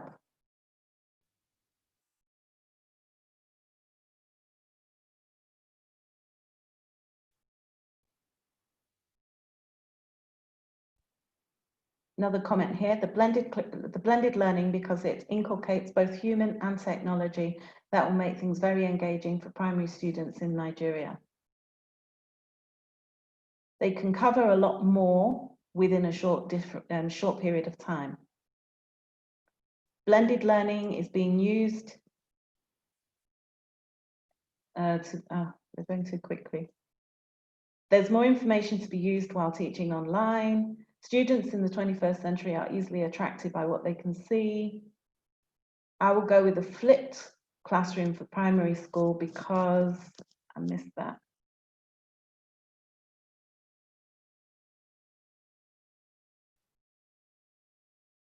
Someone says a blended classroom best suits primary pupils as it would be more engaging for primary in Nigeria.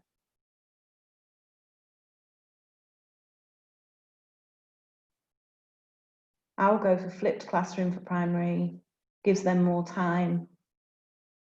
Now, my question, so I think the blended classroom is better as it helps children to learn at a wider range across other related subjects. Okay, so there's a mixture of people saying blended and some people saying the flipped classroom.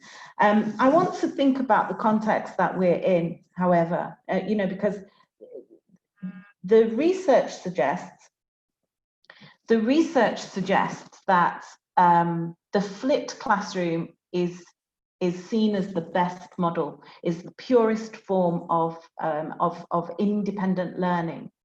But when I was thinking about preparing for this training and thinking about the concept of the flipped classroom versus the blended classroom, I also began to think about the Nigerian setting and culture. And so my question was this. Imagine a child that comes home. We're using the flipped classroom model now, where we're sending the learning home for children to do at school, and then during the school day, they're using activities. And my question is, imagine a child going home and mummy saying, so what did you learn at school today? Well, I didn't learn anything. The teacher didn't teach us. We did activities. Because you know, children say it as they see it. Perhaps they don't understand that the activities are extending their learning. So the child is not able to articulate the reality of the situation. And I thought to myself, really and truly, in this context, I asked the question that we really need to have a balance. We're moving into a model, and we also have to think about a flipped learning model is very much dependent on technology, on internet, on light. So many of the issues that some of you have faced as practitioners, if you've been doing online learning, those are our reality. We can't move away from that. Even today, some people have been having challenges getting onto this platform and staying with this platform and hearing us very well. So we have to understand that the realities of our context and of our situation. So for me, I would tend to think that a blended curriculum for now is possibly the best one. And I've kind of gone with that model that I'd like us to start thinking about. And a lot of people, when they're looking to move to the flipped classroom, tend to do it by moving to blended first. What we need to understand is that technology is not going away. And so we have to move to either a blended or a flipped classroom model or something similar, because technology is not going away. So let's have a look at the next slide. Why isn't it moving? Okay, so let's look at the next slide. So how do we create a successful blended classroom strategy? First of all, you need to identify the blended learning classroom objectives.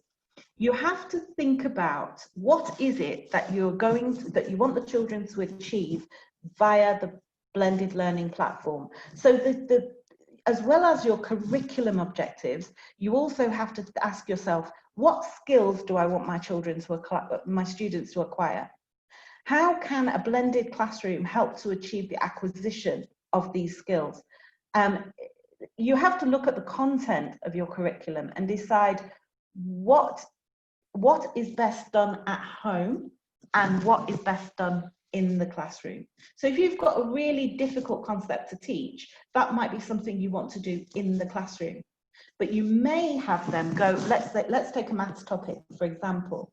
Let's say you're teaching solving equations, and you want to take them to a higher level of maybe you're looking at solving equations with unknowns on both sides.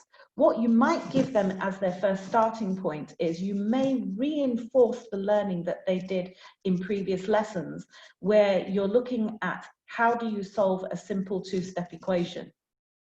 Whether you're using the balancing method or whether you're using the change the side, change the sign method, you have to look at give them that as the homework so that they've got the basic foundation learning. And now when they come into the classroom, you now take that basic learning concept and you extend it to look at equations on both sides. So what are the skills that you want them to learn through the blended classroom? What are they going to learn at home? And what is best suited for the classroom? Are there learning tools or effective learning models that can contribute to the delivery of the educational content? So you've got to think of your objectives as a blueprint, as a learning blueprint, just the same way as we do with the content of our curriculum. Next, you need to create a blended learning syllabus.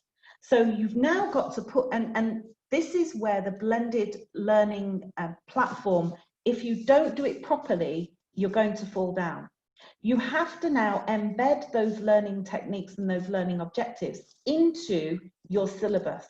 So whatever syllabus you're following, whether it's NECO, whether it's WIEC, whether it's Common Entrance, whether it's just the normal national curriculum, you've now got to be able to blend these learning objectives and these learning skills into your curriculum so that anybody that picks up that document knows where and when and how you can do blended learning.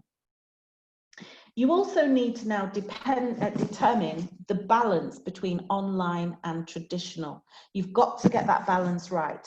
You know, the more familiar you become with technology and the more proficient your children are with technology, and all of them should be at the end of this season, then the more online content you can give them. I mean, basically everything that schools have been doing more recently has been online. We've been forced to go online, but I know some schools are struggling with that, and some parents have struggled with that for obvious reasons, because of data, because of lack of devices and things like that.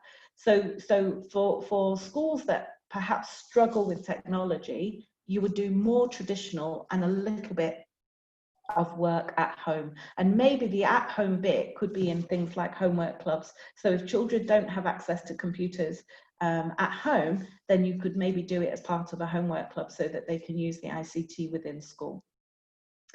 Then as a school, as a department, you need to, as a year group, so some of you may be teaching, there might be 2 or 3 classes in year 4. So as a group of teachers, you may come together to compile a comprehensive resources list.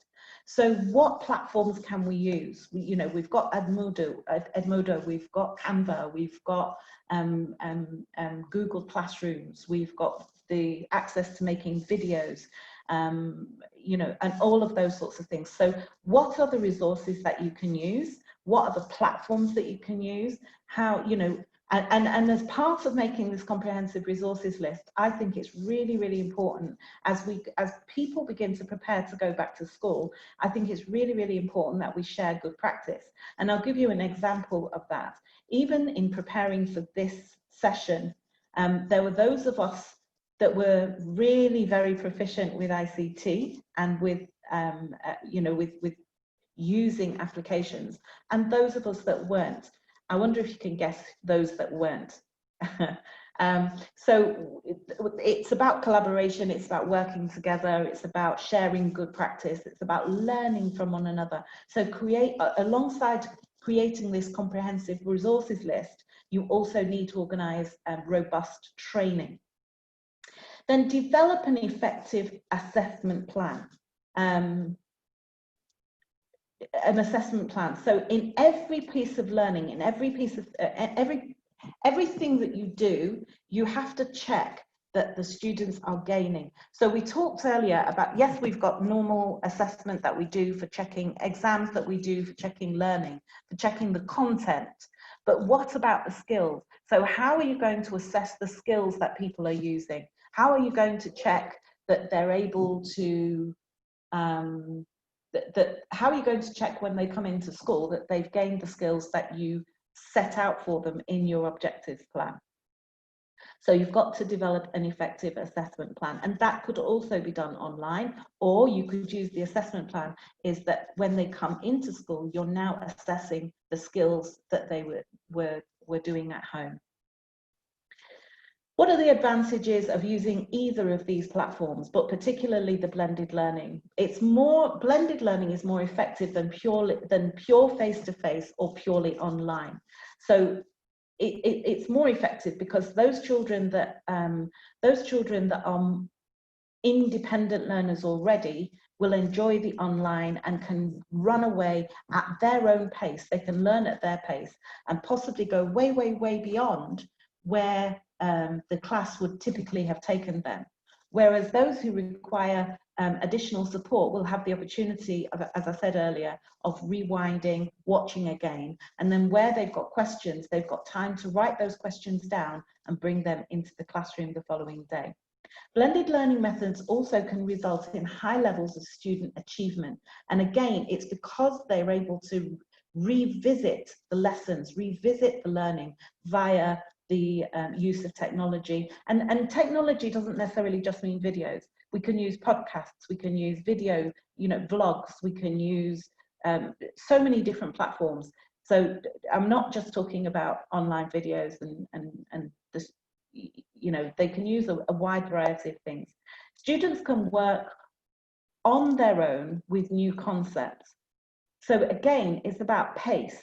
So some students, let me give you an example. When Talani was doing her session, there were lots of comments for people who had already used Edmodo, and they were saying, well, we already do it. What do we do?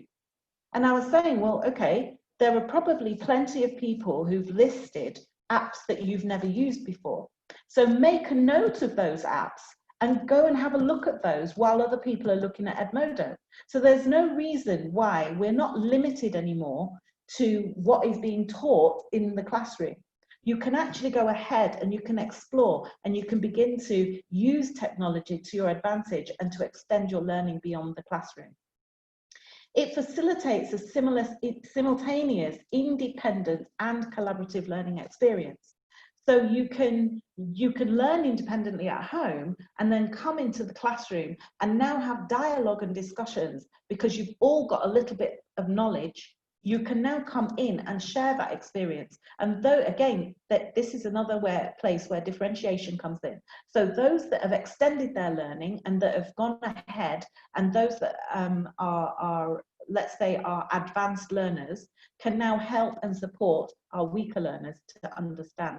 So if there are weaker students in the class and they're sat in a group with more advanced learners, then you've got that collaborative sharing of good practice and learning and peer support. The use of information and communication technologies have been found to improve student attitudes towards learning. And some of the comments that some of you were making in the chat box alluded to that. You were saying that these children are digitally literate.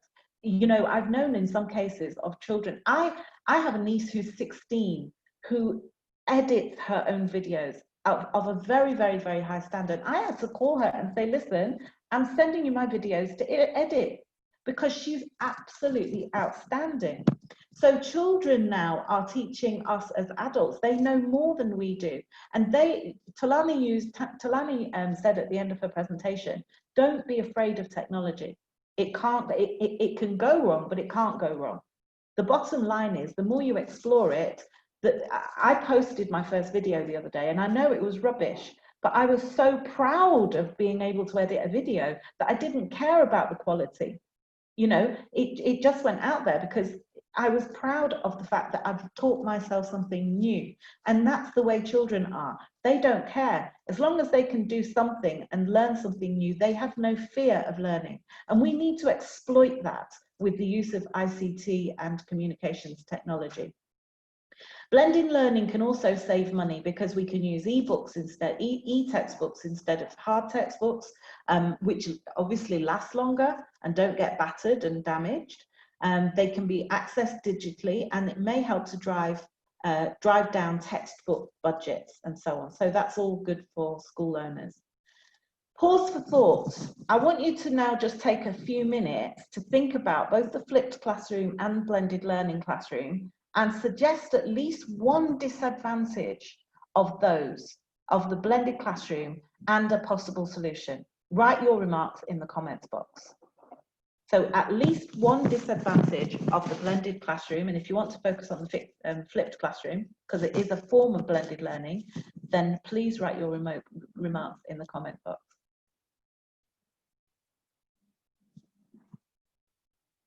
Disadvantages. We're looking at disadvantages.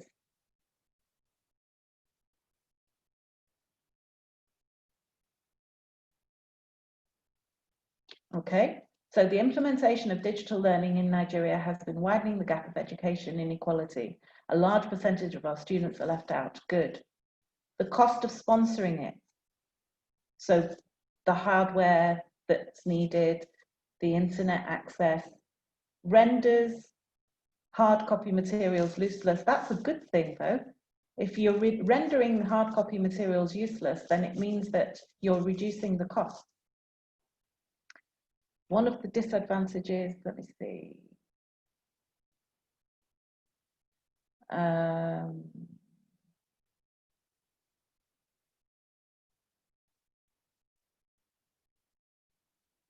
One of the disadvantages of the flipped classroom may be that for students who do not have the habit of studying at home or who never find time to study at home, it really becomes difficult for the educators to achieve the whole objective of the flipped learning method.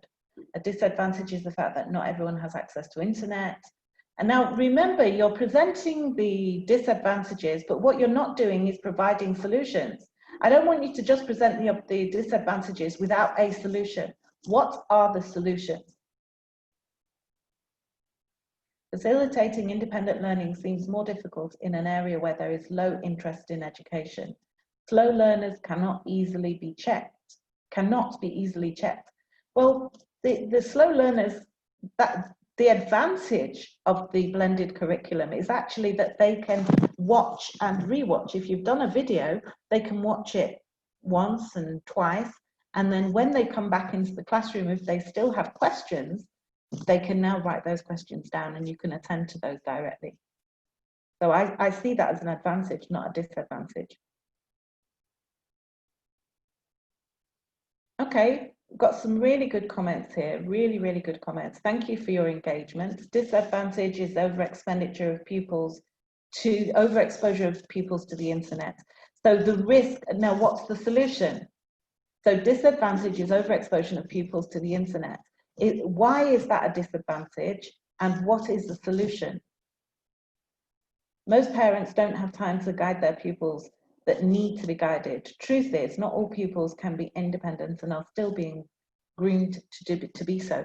Now, we say all of these things, but we have been forced into a situation where we've had no choice. Students are being forced to learn online. And so to say that students can't do it or are reluctant to do it, I'm not saying that that's not the case, but if they're forced to do it, if it becomes part and parcel of normal practice, then there's no reason that we can't move on with that. But thank you so much for sharing those comments. Thank you for engaging in the comments box, and we will also look at those later. So here is your independent activity, and I'm going to give you 10 minutes to do this. Using a medium that you're familiar with. So this is a medium that you are familiar with. I want you to create an online resource to support a lesson that you will be delivering. So for example, you could create and edit a video using Viva Video or any other video app that you know of. You could create slides for an online webinar. You can insert pictures, you can insert videos, you can, we're only looking at something short. Maybe you want to create a quiz or an assessment using Google Forms or using Edmodo, which you've just learned about in the first session. You may decide that you want to go and download a YouTube video and import it into your slides. So I said you've got 25 minutes, but because our first session went over, I'm going to give you, I'm looking at Denise, can we give them 15 minutes, 10, 15 minutes? Just nod or shake your head because you're muted.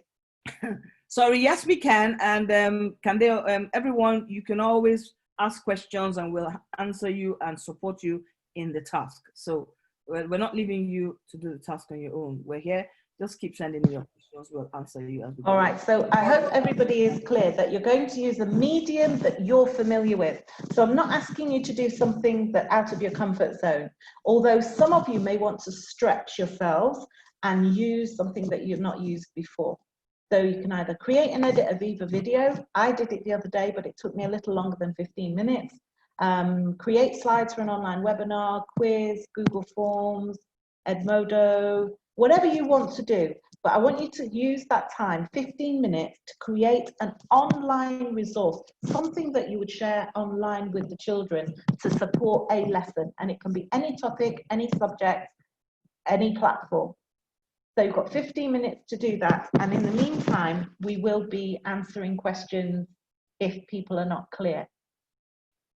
Where do we send the task when we are done? Denise?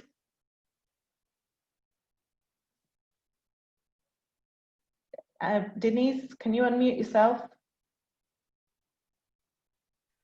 We'll give you the platform to send it at the very end. Uzoma will do that. Okay, all right. So if you just hold on for now, just do the task, and when you're ready, just type ready in the box so we know when the majority of you are done.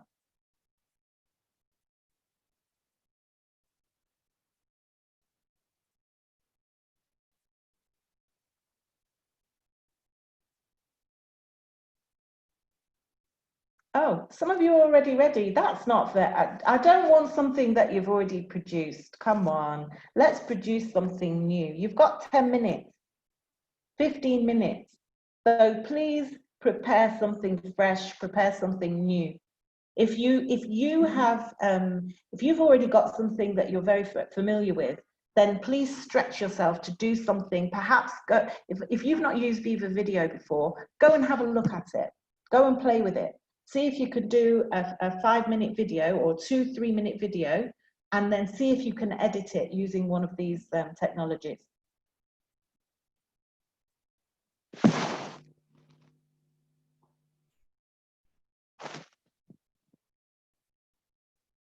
So just prepare your video or online resource. I want you to use, so some people are using Google Forms, some people have said they're doing videos, some people are preparing it. Don't rush it, take time, because we're going to ask 1 or 2 of you to share it online.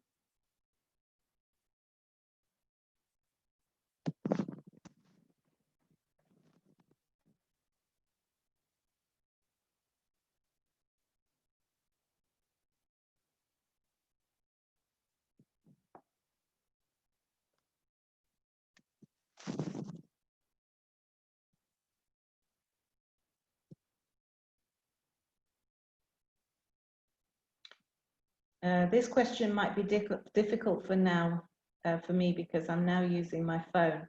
That's okay. Uzoma, can they minimize Zoom so that they can use their phone? Can you help me out with that one? Can you answer that question? I'm sure. Did anybody ask that question?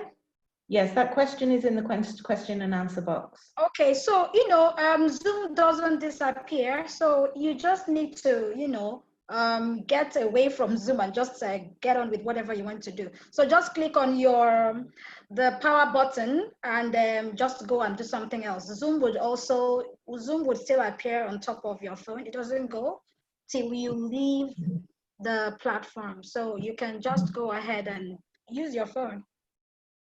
And don't worry about where you're sending the task to just now, all right? Just make the task. Please use the time fully. So take some time. If you've made a worksheet, please add some color and maybe add a place, be creative.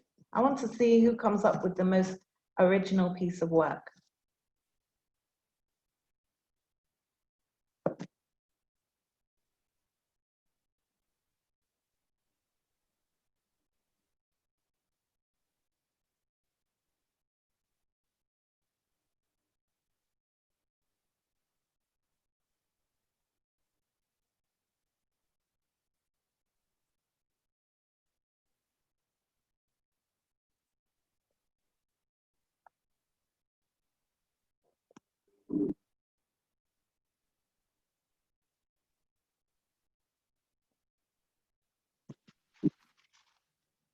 And please note that this is going to be part of your assessment for certification.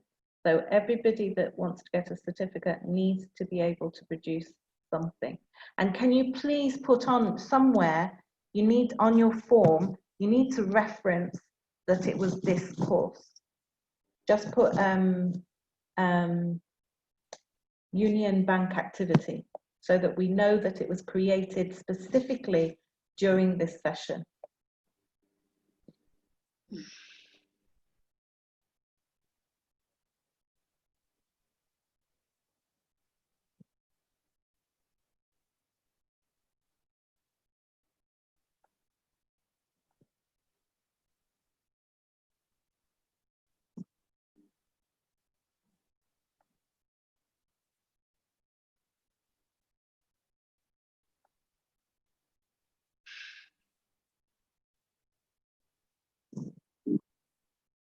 If anybody is struggling, maybe you're trying to use Edmodo and you're trying to use the Edmodo and you're not quite sure how to do it, then please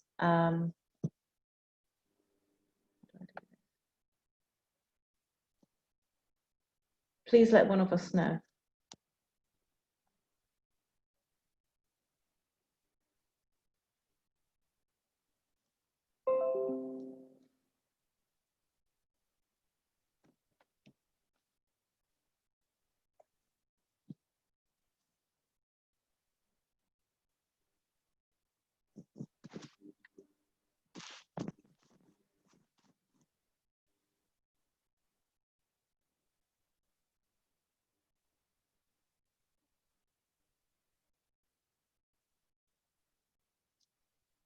I'm going to give you another few minutes, maybe another 3 or 4 minutes to work on this.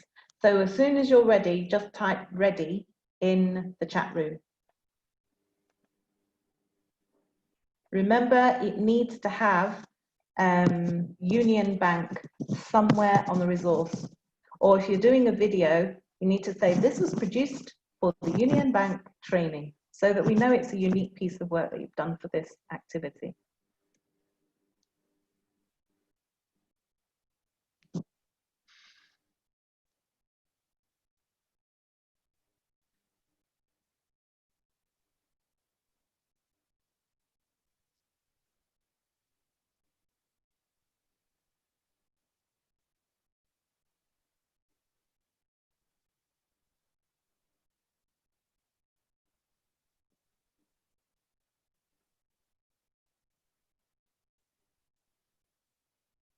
Thank you, Ibrahim. Thank you, Nkechi.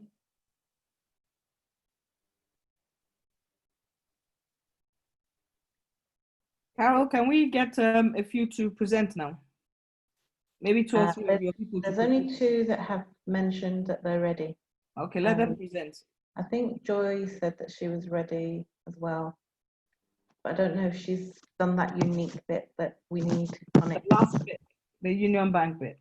Yeah. Once they're ready, 3 of them can present. Okay. Bakare, I hope I've said your name right, is ready. Techno, someone says, now I know that I have a lot of challenges because this is the first time I'm involved in such an occasion. Wow. That's a good thing.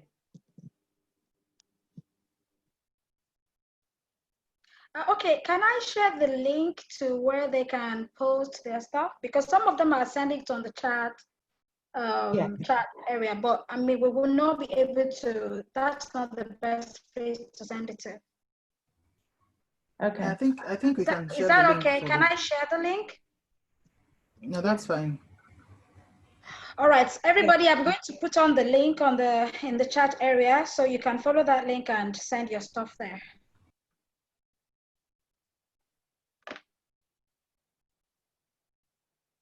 All right, I've shared the link.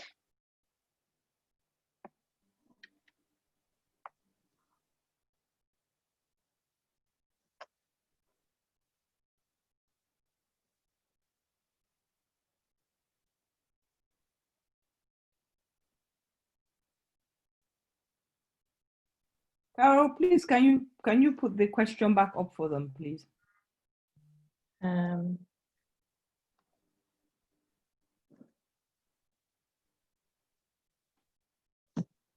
Okay, some people have already started sharing theirs. That's good. Momo has shared his.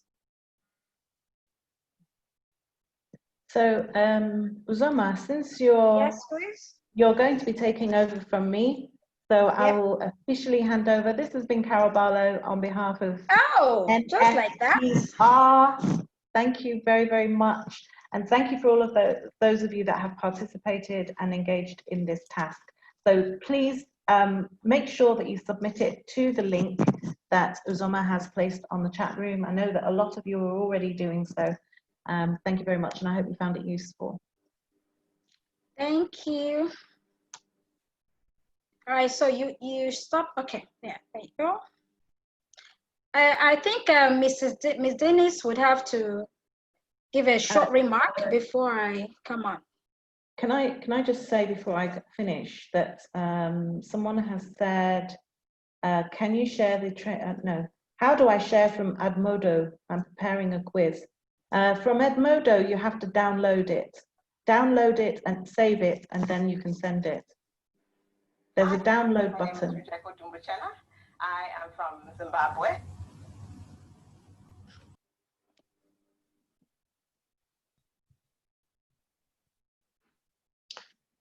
Denise, over to you. Yeah, you've got your screen. Whose screen is this, Uzoma? This is mine. This is Uzoma's screen. But I need you to do the short remark before I start. Right. Thank you, everyone. I hope you're actually having fun, and I hope that we're able to get skills that are relevant. Post-COVID, it's not a short-time thing. It's going to be long-term. Developing the skills we require will make a significant difference. Three things I wanted to point out from this so that we're not too bogged on that. There was a mention about internet. A lot of our work can be created offline and then shared online. So you can create them and then share them in small portions. You don't have to do everything online. We are doing an online training so you have the kits and the resources. It's hard to move up and down on different platforms and use different platforms, but I think some of us are also learning it. Some of us, the older generation, we're having to learn it. My dad goes on Zoom now, he's 85 years old. So people, I will see my teachers on as well. And for all of you trying to do this task, please remember, WhatsApp is also a tool. So stop getting bogged down. WhatsApp is also a teaching and learning tool. If you're really, really stuck, try WhatsApp. Uzoma, there you go.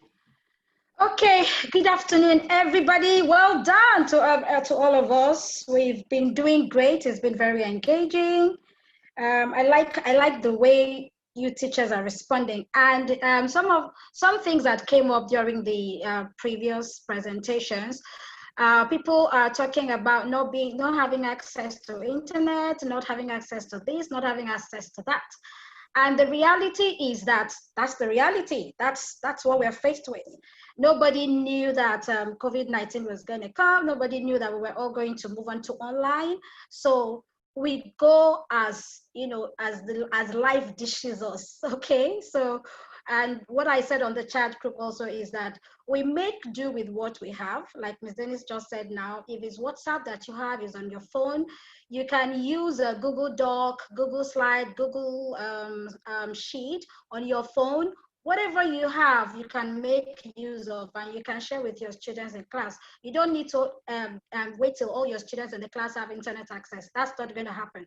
Even right now, not everybody has access to internet. So make use of what you have. So many things can be done offline and then you can go online. So having said that, I'm going to move on, and right now we're moving on to assessment. So in a typical classroom, after you're done teaching your children something, you need to assess them. So we're moving on to assessment. So when we talk about virtual learning, online learning, do we just go on and on and on, teach, and then the children just send the children away?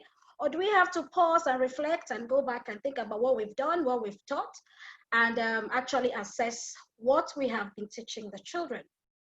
So that brings us to assessment. Some assessments online, some online assessment tools are, as I've listed on the screen.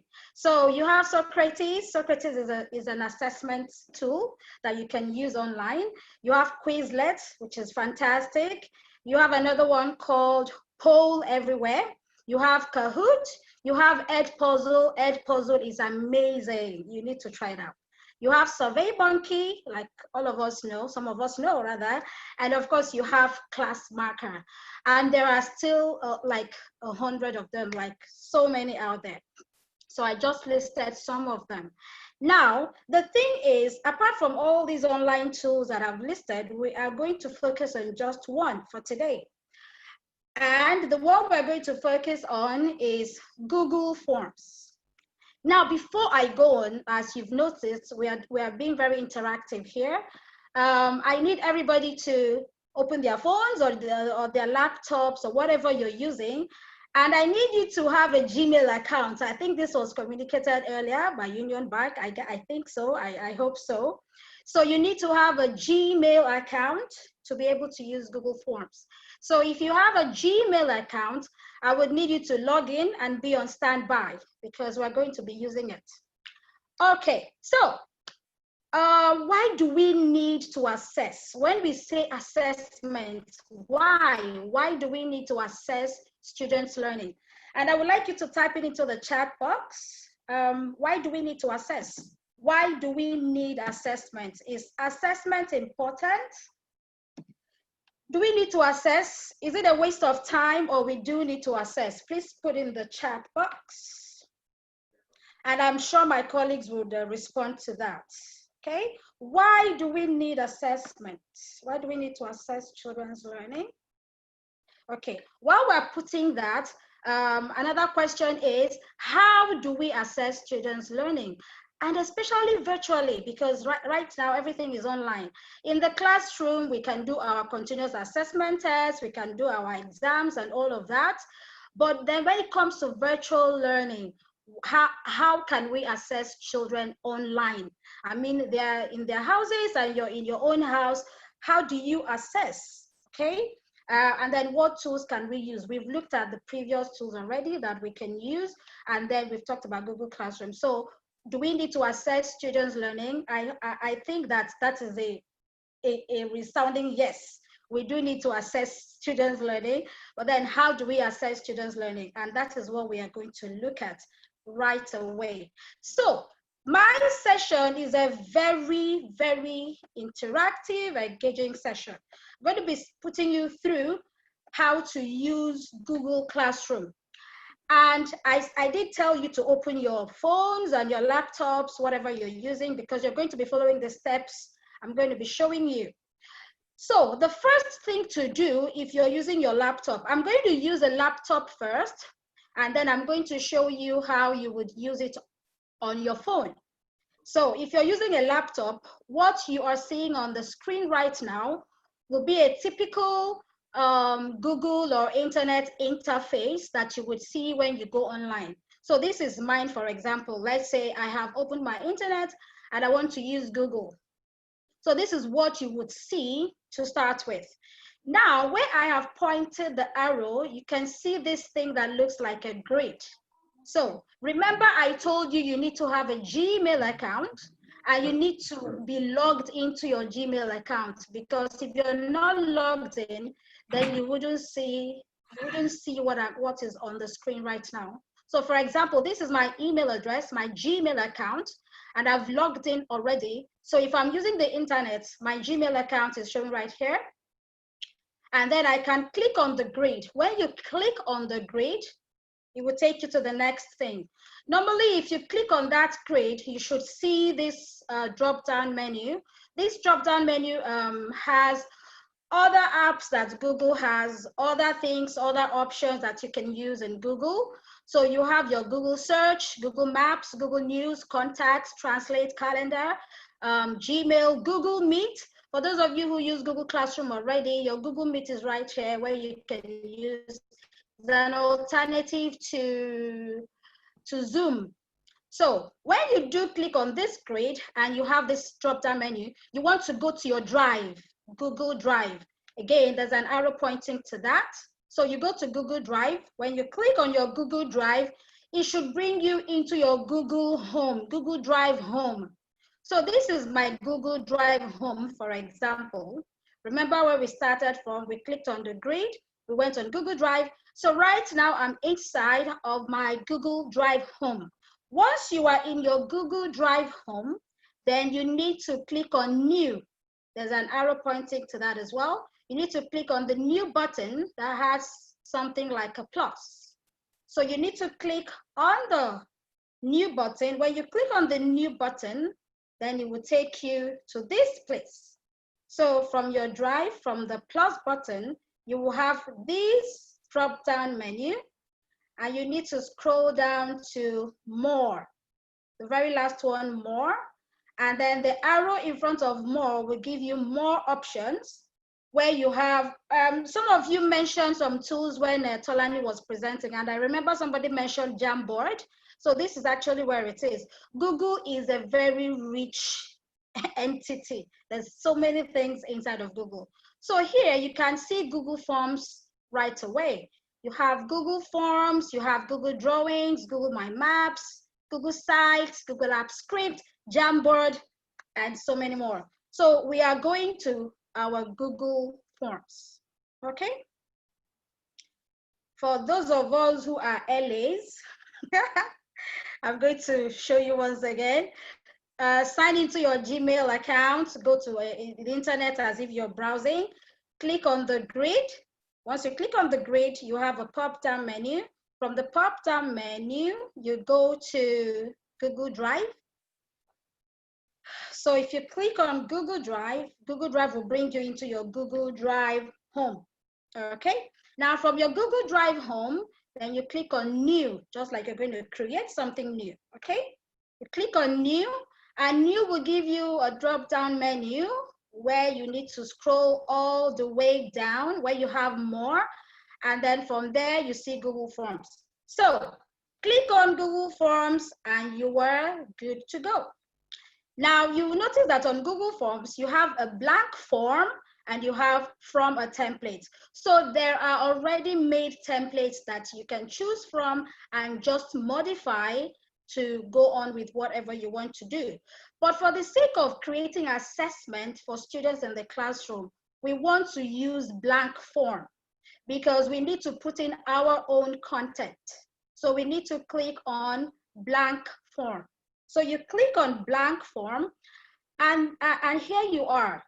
Now, when you get into this site, when you get into this window, don't just go ahead and start typing your questions, No, don't do that, don't rush.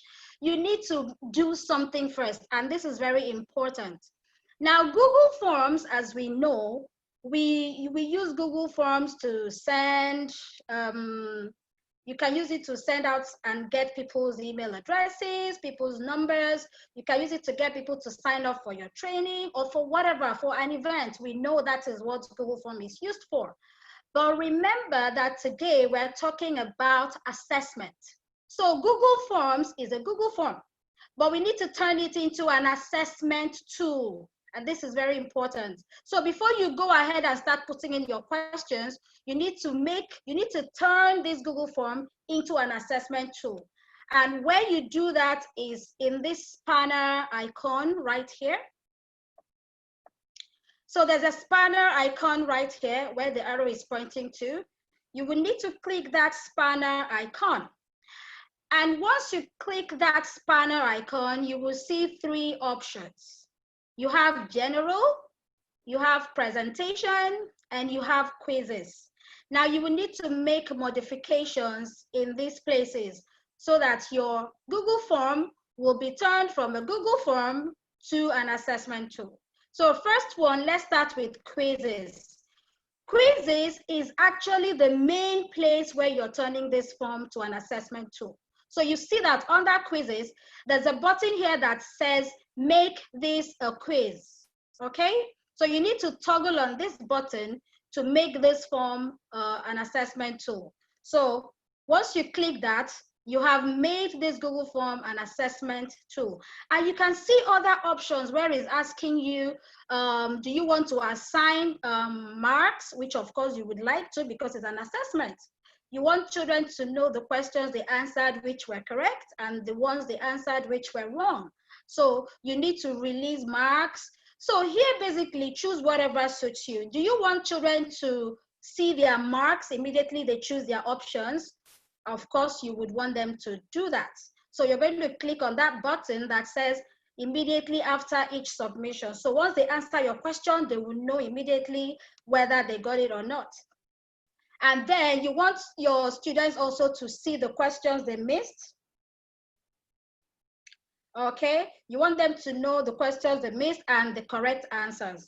So after you've done this on quizzes, you need to go to the next one, which is presentation. Under presentation, maybe all you would need to do is, click a confirmation message. When the children are done answering your question, you can tell them, oh, thank you for answering this question, or good luck in your exam, or all the best, whatever you want to put in there. And depending on what you want, just choose the option you want. Here, I have clicked on show link to submit another response. So sometimes you have filled the first one and maybe you made a mistake and you want to fill another one. It's up to you, whatever you want as the teacher. Okay, and then the next one is under general. So under general, again, is all about what you want. This is just you setting. The main thing here is this quizzes. This quizzes is our main area. So this is where it's very important that you set it to assessment tool. Okay, so when you are done setting or whatever you want to set, you need to click on save. Okay, save is down here. You need to click on save so that everything you have put or selected will be saved. Okay, now once you do that, then you are ready to now start setting your questions. Okay, so there you go. You have on title form, you will need to put the title of your assessment. Maybe it's an English assessment or math assessment, whatever. So put your title here and then you start setting your questions. I am going to go live and show you how this is done. This is a presentation. So once I'm done, I'm going to leave this presentation and go into the live practical session. Okay, so once you finish setting your questions, let's say you are done, then you need to click on send. Okay, when you click on send, you would see some options. Now under send, you will choose whether you want to send your Google form, your assessment. You choose whether you want to send it as a mail to whoever, your students or your participants or whoever. So this is mail. This one says email, you can email it. And this one says link. So that is the one most people use. You need to create a link that you would share with people and they can fill your form and all that. Then this one is embed. When you are embedding, that means maybe you are on a website or you are doing something elsewhere on another platform. You can embed your link inside of your text, inside of whatever it is you're doing. So you're not sending the link separately, but you're embedding it into another text. So for today and for the sake of what we are doing, we are going to go with link. So you can see that the link is highlighted and you can see the link right here. This is the link to the form you have created. Now, most of the times, the Google form link you've generated is very long, too long, okay? So Google gives you the option of shortening it. So tick inside this box and shorten the link. And once you are done with that, you click on copy. And then that is it. Now, another beautiful thing about Google Form, when you've sent your Google Form to your students and they filled your form, which is like your exam, your assessment, and they filled it. Now, you don't need to start worrying your head over how to collect their responses. Google Form has made it easy for you. This green button here is like an Excel sheet, which collects everything the children have done. It will collect their names, their numbers, their email addresses, whatever you had asked them to put in. It will collect everything. It will collect their answers, everything you need. So all you just need to do is to compile it or collate it and then use it any way you want. Okay, so now what I've shown you is how to create a Google form on your laptop. Now, if you want to create a Google form using your phone, which is where I know most of us are, that is where most of us are, you can actually create your Google form on your phone. So we can actually do that now if you're using your phone. This link I put here is where you need to go to. Let me leave my chat and go send you the link. So I'm going to send the link to the chat box. Okay. I'm sending the link to the chat box now, so you can actually follow it if you're using your phone. Right, I've sent it. So that link I just sent now to the chat box, you can just click on it if you're using your phone, and voila, you are ready to create your Google form using your phone. Okay, so follow this link and go to Google Forms, and then the same steps I have shown you right now, you can follow the same steps and create your Google form on your phone. Okay, so next one is, right, okay. So it's time to practice now. Like I have said, I've given you the form on that you would use on your phone. So you follow this link and go create your own Google form. But before then, hang on, I'm going to show you the practical so that you don't get stuck like some of you were stuck the other time. Okay, we're going to create our own Google form, but I'm going to show you the live, how to do it live. So I'm going to go to my Google, like I just told you. This is my Google. So we're doing practical now, and then you can actually just watch me and see how to create a form. Okay, so I'm on my Google form. This is my email address. Like I told you, I will click on this, and I will go to Google Drive, like I said. And once I click on that, it will take me to my Google Drive home. So this is my Google Drive home. These are all the things I've created in my Google Drive. And like I said, like my presentation said, you would need to click on the button plus, the new plus button. So click on the new plus button, and you will see the drop-down menu. The drop-down menu will take you to more, and you follow the arrow and you go to Google Form. From Google Form, you click on this arrow, you see your blank or your template. So I'm going to choose blank form. Okay. So once I choose my blank form,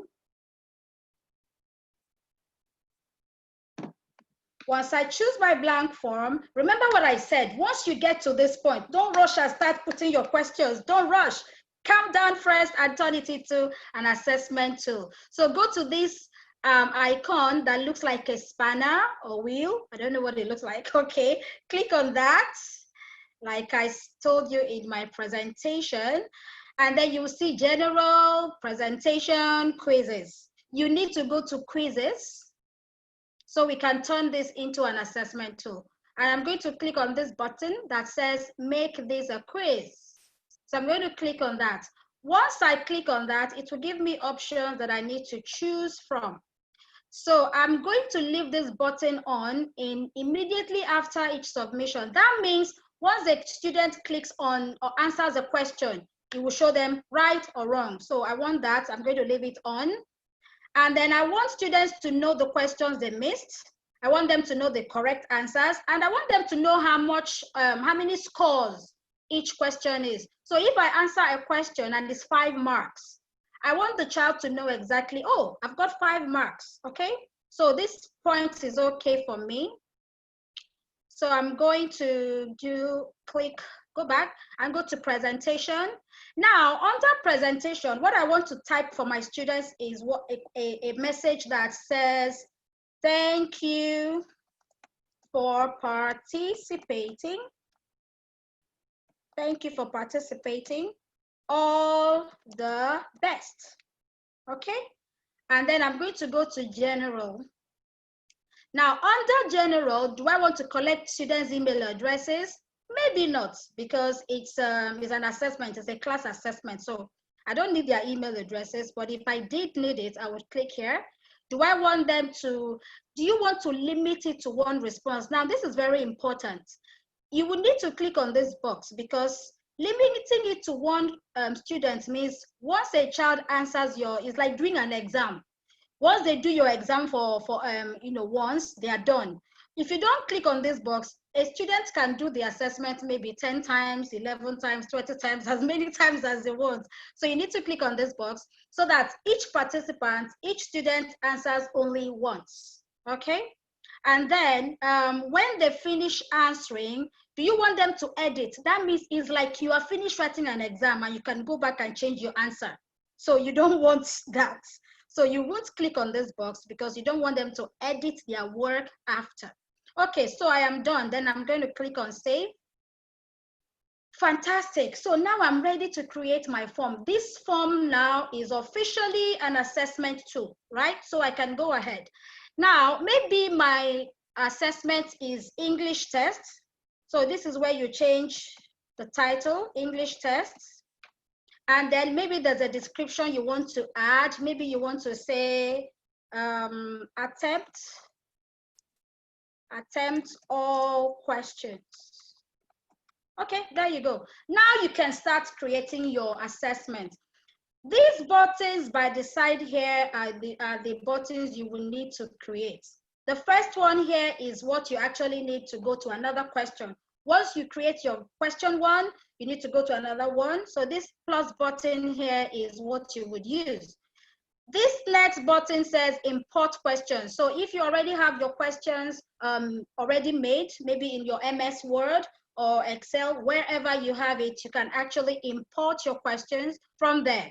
This is for adding text, titles, and description. This is for images. So this is beautiful. You are making an assessment and you want to add an image. Maybe you've asked a question about nouns. You can use images to add questions, maybe 3 options that are nouns and 1 option that is not a noun. So image is just like your normal inserting of image.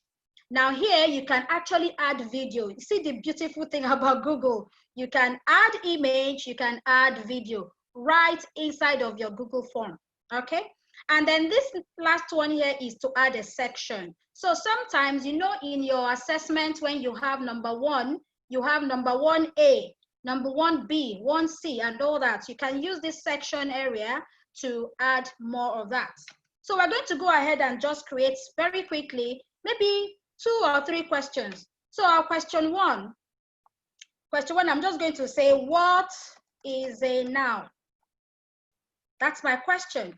Now you notice that once you type in a question, Google will give you a suggestion. What is a noun? It's giving me an option of multi-choice. Now this is where, if I don't want my question to be a multi-choice, this drop-down arrow here, I can click on it and choose whatever type of answer I want. Now my question is, what is a noun? Do I want a short answer? Do I want a long paragraph? That means they need to write like an episode. Do I want multi-choice? Do I want check boxes? Do I want a drop-down menu? Okay, and linear, multi-choice, all of that. You can actually choose date and time, whatever type you want, okay? So for my question, what is a noun? I'm just going to give them 2 options. We're just going to say a noun. Okay, let me change my question. So I'll just give options. My question is going to turn to, which of these is a noun? Okay, then option 1 is cup. Then option 2, I just go down. As you type in an option, another option comes out. So the first one was cup. Second one was, I'm going to make the second one a pencil. And I'm going to make the third one run. And I'll make the fourth one maybe dress. Now, I know what is going on in your mind. How, if they answer this question, how will they know which one is correct, right? So we're going to go there. Now, if you go down in this question, you will see where you have answer key. Answer key. You need to click on answer key. When you click on answer key, then you can now choose on your own end. You, the teacher, this is you setting this question. The children don't know. So you can then tick the correct answer here. Okay, I think my question should be, which of these is not a noun? I'm going to go back and change that. So the one that's not a noun is run. So I have ticked the one that if the children tick, then they have gotten my answer right. So I have done that. And how many points do I want that to be? Maybe I want it to be 5 points. So I'll just go here. This is it, where you have points. So I'm just going to go increase it all the way to 5. So anybody who chooses run as an option will get 5 points. Then I'll click on done. So I'm going to go back and change this question to which of these is not a noun. Good. So this question is ready to go. Another thing is you want to make it required. Required means if the children don't answer this question, they can't go to the next one. And that is what you want. You don't want them skipping your questions and going on. So I will click on required there. So I've clicked on required. Now I have created my first question, which is number 1. All I need to do to create the second question is to click on this plus button, add question. So that's my number 2.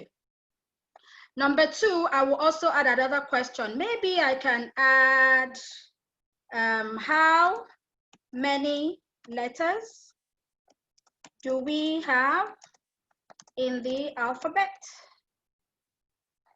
Okay. Now, the first time I used, the first one, I used multiple choice answer.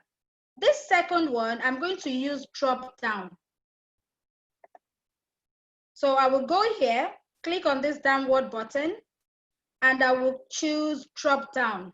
I want a drop down kind of answer. So how many letters do we have in the alphabet? Option 1, 12. Option 2, 40. Option 3, 1. Option 4, 22. Option 5, 26. So again, you want to indicate the right answer. So you go to answer key and click the one that is the right answer. And click on, oh, how many points do I want? 5 points as well. And I'll click on done. Now note that as you are typing, on top of this is showing you how many points this assessment has. So for the sake of time, I'm done creating my answer. I'm done creating my assessment. So I have 2 questions. It's an English test, and my instruction says attempt all questions. Okay? Now, before I go and make this test ready to send to my students, if you like, you can, this icon that looks like a art coloring plate. If you want to customize the theme, you can click on that and choose another color. Right now it's purple, so you can choose green. I've just changed it to green. And background, you can change the background, as you can see. Now you can actually add an image. You can see that under header, you have choose image. This is where I got it from. Still from the icon that looks like palette, color palette, click on it. And you see under header, choose image. If I choose image, it will give me different options. I can choose from the one Google already has. I can upload from my laptop. I can go to photos and choose. So it is up to you. So these are photos in my phone or in my laptop. I can upload. I can just choose from what they have. I'm just going to choose from what they have. I'm going to choose a picture that goes with my thing. I'm going to go with this one that has a lot of books. And I'll click on insert. And that's it. So there you go. I am done. Now we're ending this session of practical. So the last thing I need to do is to click on send. That means my form is ready. I'm ready to send it out to my students as their assessment. But before you send it out, you might want to see how it looks before you send it out. This icon here that's like an eye, you can click there and you can see what your form looks like before you send it out. So this is what your children or your students will see when they get your form, as you can see. Now, remember the first one I chose was multiple choice question. So you have this multiple choice. The second one I chose was drop down. So you can see my drop down. So it's all here. If I'm ready, I'll click on submit. But this is if I'm a student. So I'm going to go back to my working area. This is it. So I'm going to click on the send button. When you click the send button, you will see those options I told you before. You can send it via email, you can send it as a link, and you can embed it. Now we're going to go with choosing sending as a link.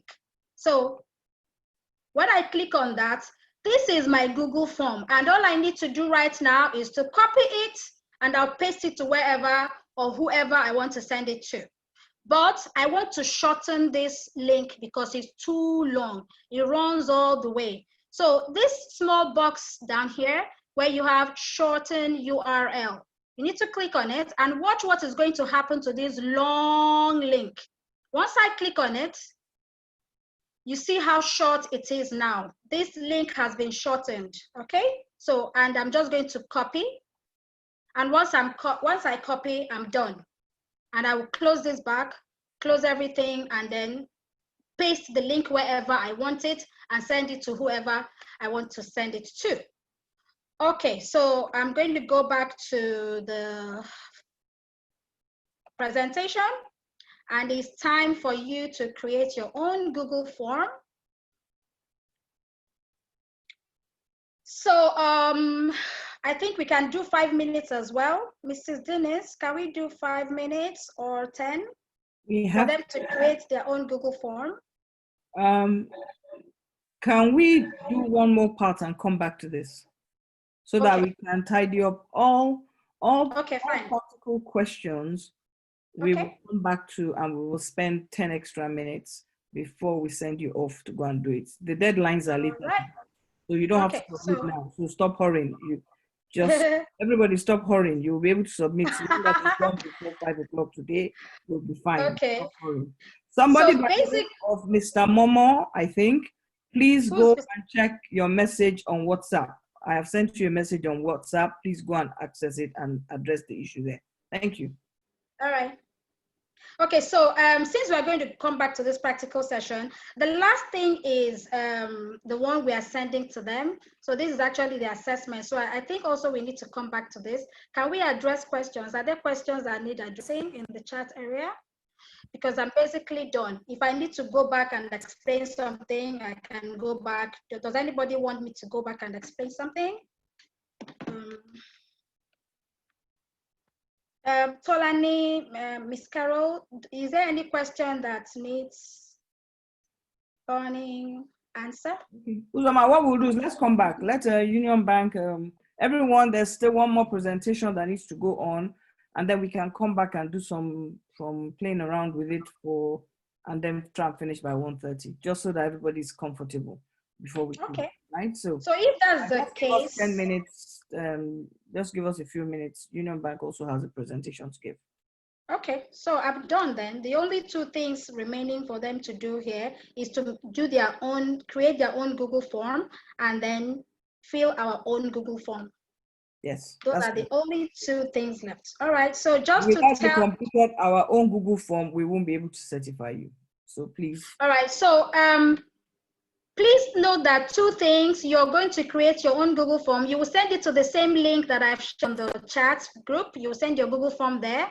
And then we will send you the link to a Google form that you will then fill as a participant of this training. Anybody who does not fill that form will not get their certificate. And do note that when you're filling that form, you need to write your name exactly the way you would want it to appear on your certificate. And that is all. So here are the handles if you want to follow our company and Union Bank. So these are the Instagram handles for NFCR Consultancy, and these are the handles for Union Bank, both on Instagram and on Facebook. You can just take a screenshot of it or write it down very quickly, and I will also post it on the chat group anyway. Okay, thank you, everybody. We'll come back to our questions, and I'm done. Thank you, everyone. Thank you, thank you, thank you, thank you. Abiola and Yinka will be having you next. So everyone, just so you know, we will create some time to answer a lot of your practical questions immediately after Adeyinka has finished. So don't run away. We're not leaving you in the lurch. We're not trying to make things difficult. We're going to make sure we can support you as much as we can till we finish. Adeyinka, it's over to you. Thank you. Good morning, everyone.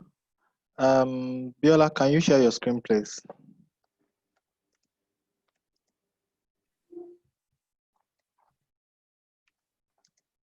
The screen is on.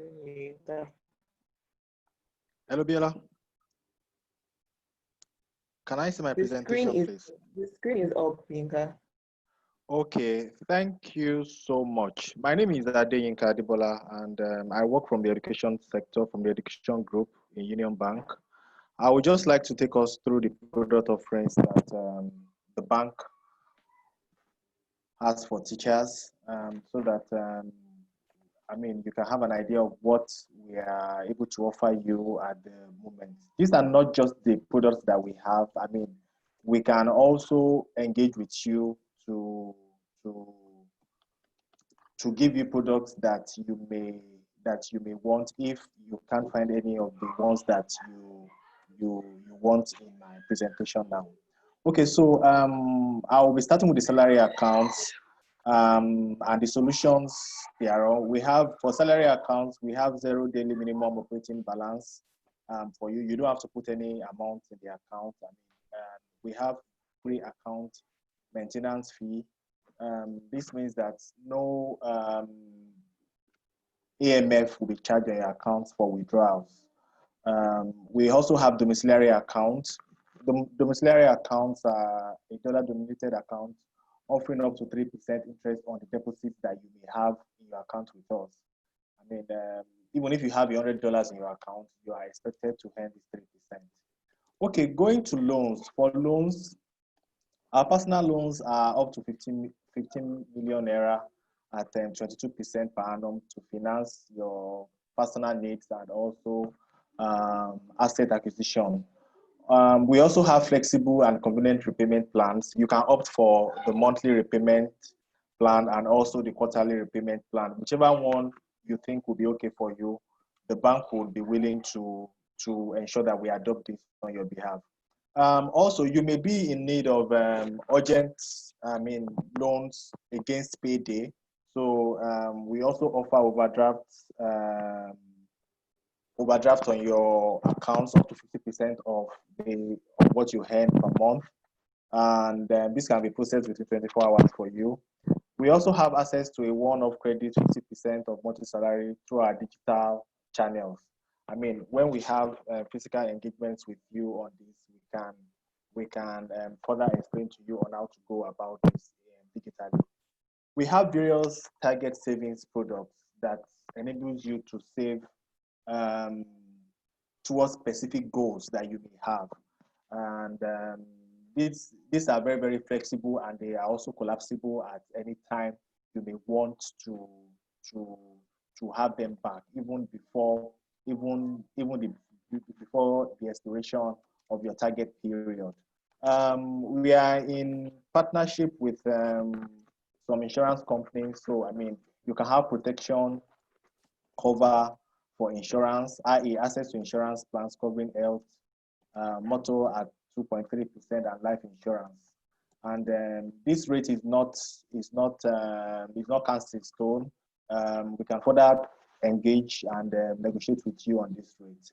Also, we have banking on the go, and that's through our mobile apps.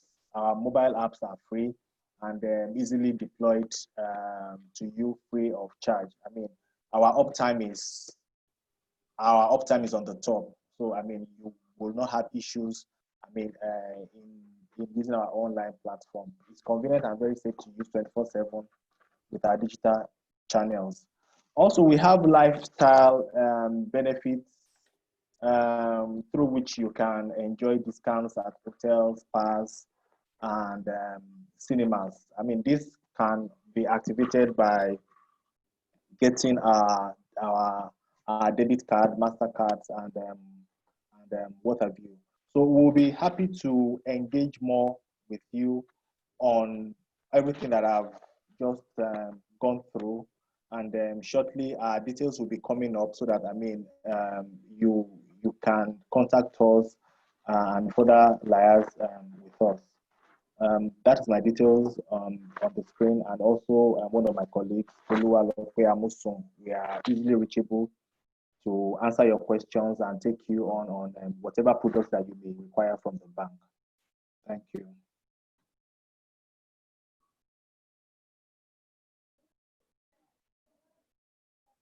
Hello.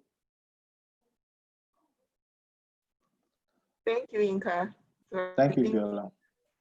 Yes, Dennis can go ahead now, please.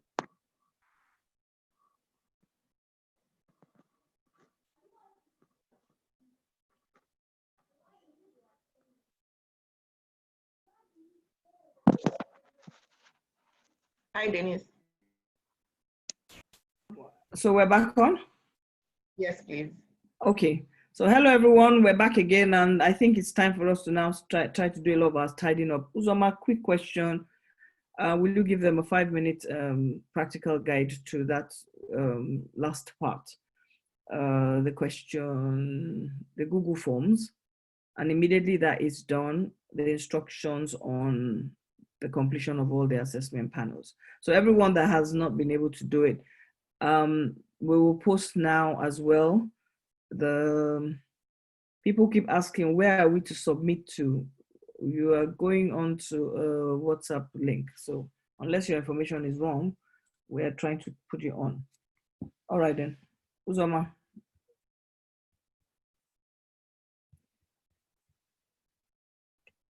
Okay, so here is this is the first task that they need to do. They need to create their own Google Forms. And for people who are using their phone, this is the link. Okay, so you can just quickly copy that. I have also put it in the chat group. So follow this link if you're on mobile phone and create your own Google form. Now, when you go there, this is for filling. Okay, so this is for filling our, let me go back. Okay, so this is the practical part. If you're using a mobile phone, follow this link and put it on the chat group as well, and create your own Google form assessment. That means create your own, let's say you teach math or English or science, whatever you teach, or even for early years people, nursery, primary, anybody. So create your own Google form. Let's pretend you are setting an exam or a test for your students. So create your own Google form. This is only for mobile people. If you're using your laptop, of course, go ahead and use the method I have already told you. And then when you're done creating your form, I need you to generate the link, like I've shown you, and I need you to shorten it. I don't want to see any long link. Please shorten it and then copy, as I've shown you, and paste it in the chat box. Okay, right now it's not in the chat box anymore. Paste it in the WhatsApp group, okay? So follow this link on your laptop, create a Google form of your choice in any subject you want, generate the link, shorten the link, copy the link, and paste the link in the WhatsApp group. And then this is for you. This is, some of you have been asking, where is the link that if we don't fill, we don't get our certificate? There it is. So follow this link and then fill the Google form. Fill this Google form and then click on the submit button. This is the link this is a form that if you don't fill, then you are not getting your certificate. So this is your own exam. This is your own assessment. So there is the link. I have put all these links in the chat area already. So that's it. And again, remember, don't just put your first name in the Google Form link. Remember, we are using that to get the names as you want it to appear on your certificate. So whatever name you're writing, write it exactly the way you would want it to appear on your certificate. And that's it.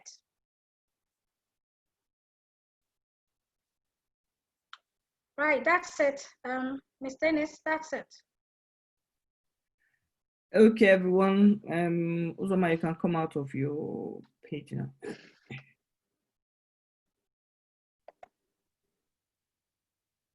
All right, everyone. I want to say a very, very big thank you, first and foremost, to Union Bank for allowing us to, for actually not just allowing us, for funding us on a project that has to do with training teachers.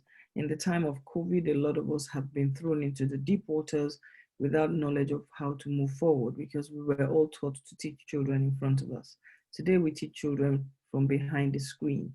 So thank you very much to Union Bank. We really appreciate you. We appreciate the investments you're putting into training teachers over the last 3 years. We are, as teachers, we are very grateful. To all the trainers, well done. I think you've done a fantastic job. And to all the participants, gosh, reading through your messages, your questions, you were totally and utterly engaged. It is quite rewarding as a trainer to watch the level of engagement, the level of questioning, the participation, especially when you are sitting at the back and you can't say anything. You know, when we're teachers, we expect the children to shout out and ask a question, and it's just normal for all of us, but all of a sudden we're not doing that anymore. However, it has been a fantastic time. You know, Bank, we say thank you very much. To all the participants, please be mindful. We will not give any certification without the evidence of work done. You had 3 tasks to do. One was with Tolani, one was with Carol, and one was with Uzoma. Please ensure that that is all sent up and posted up on the WhatsApp group. There are a few of you that have got some knowledge of using these devices, and for that reason, you are just posting your entire computer on the WhatsApp group. Can you please be very mindful? We're not asking, we need to see what you did today. So I am sending messages back and I'm trying to delete you off. If your work is not on, I will not send you a certificate, and that will be the reason, because you've actually not done the work. You've just taken what you had on your system and you put it on. So just so you're mindful, please everyone, if your name is not, or your number is not on the WhatsApp group, please be mindful and make sure we get it. If it's not yet on, we will make sure it goes on for as long as you are registered properly, because we don't know who registered. Quite a lot of people were registered, but how many people are in here is a different conversation. So Union Bank, I will pass it on to you. I want to say thank you to everyone. Thank you to the trainers. Thank you to Union Bank. Thank you to every single teacher here. Hang in there. COVID will not beat us. We will beat COVID. We will be stronger. We will be more educated on using technology going forward. All the best, everyone. Abiola, carry on. Thank you so much, Dennis. Thank you for this session. It was really interesting. I hope all the teachers on this session were able to learn something new, and will take these learnings back and apply it to their classrooms. So on our screen now, we have all our contact details, we have our social media handles, we have our Edu360 website, and contact details for things on the education desk as well. Please feel free to reach out to any of us if you have any questions, if you have any concerns. We're happy to respond to you. We'll leave this slide up for the next minute or so everyone can take these details down if required. And then everyone, please stay safe, have a great weekend. For those that complete the task and we get verification, you'll be receiving your certificate of participation during the week. Thank you again and have a nice weekend.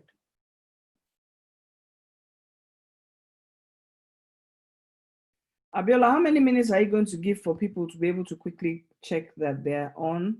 Because I'm seeing some people that are saying their names are not on the list. We don't know them. Somebody. Okay, so I think we'll just keep the event running for the next 5 minutes. So if there are any concerns, people can post in the chat box. We can quickly address that, and then we can close the event, and that will be it. Okay. There's quite a number of people in the chat box that are asking for the WhatsApp link. So Uzoma, can you post it again? It's been posted 5 times. It's there. Just scroll up. I've posted it more than 10 times. I've been posting it. And I'm posting all the links.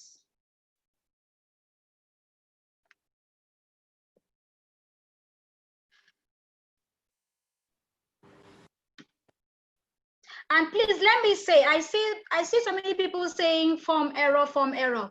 I did tell you that you need to be logged in. You need to log into Google Gmail for you to access the form. You cannot just put it in your browser and start filling. You need to be logged in, please. You must sign into Gmail before you can access the form. Which was one of the first things that you were taught to do when you started. So please, the condition is to make sure you met all the tasks. Please.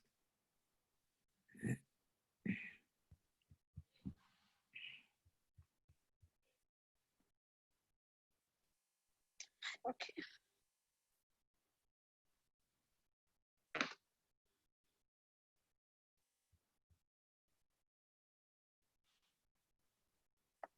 Somebody's asked if, how they would know if they're in the WhatsApp group. If you're registered, you're on today's numbers that UBN have, then you should be on the WhatsApp group. Okay.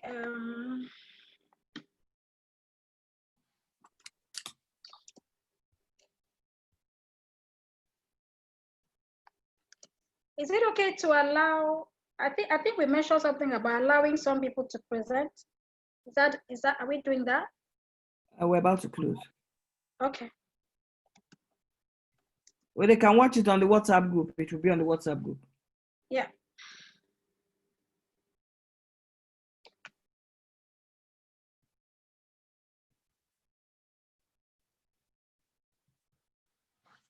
Abiola, can you just confirm that you guys are taking down the notes of those that say they were not registered, because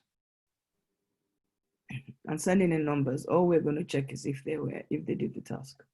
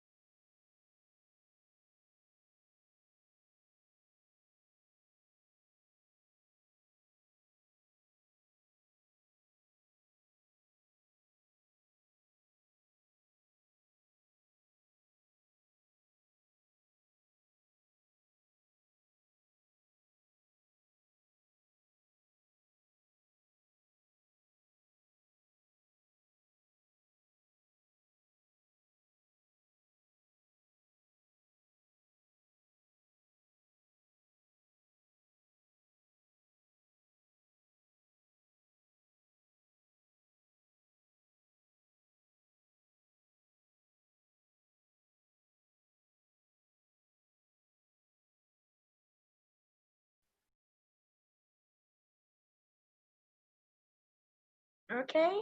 Everybody said they've learned so much. That's good.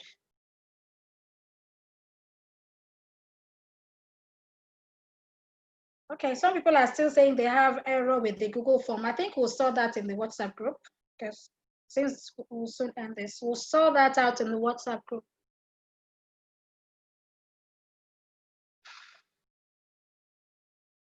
Okay, thank you. I think it's been 5 minutes. So whatever other issues, like Uzama said, will be resolved in the WhatsApp group. So thank you, everybody, and bye-bye. Thank you, everybody. Bye. Keep being techie.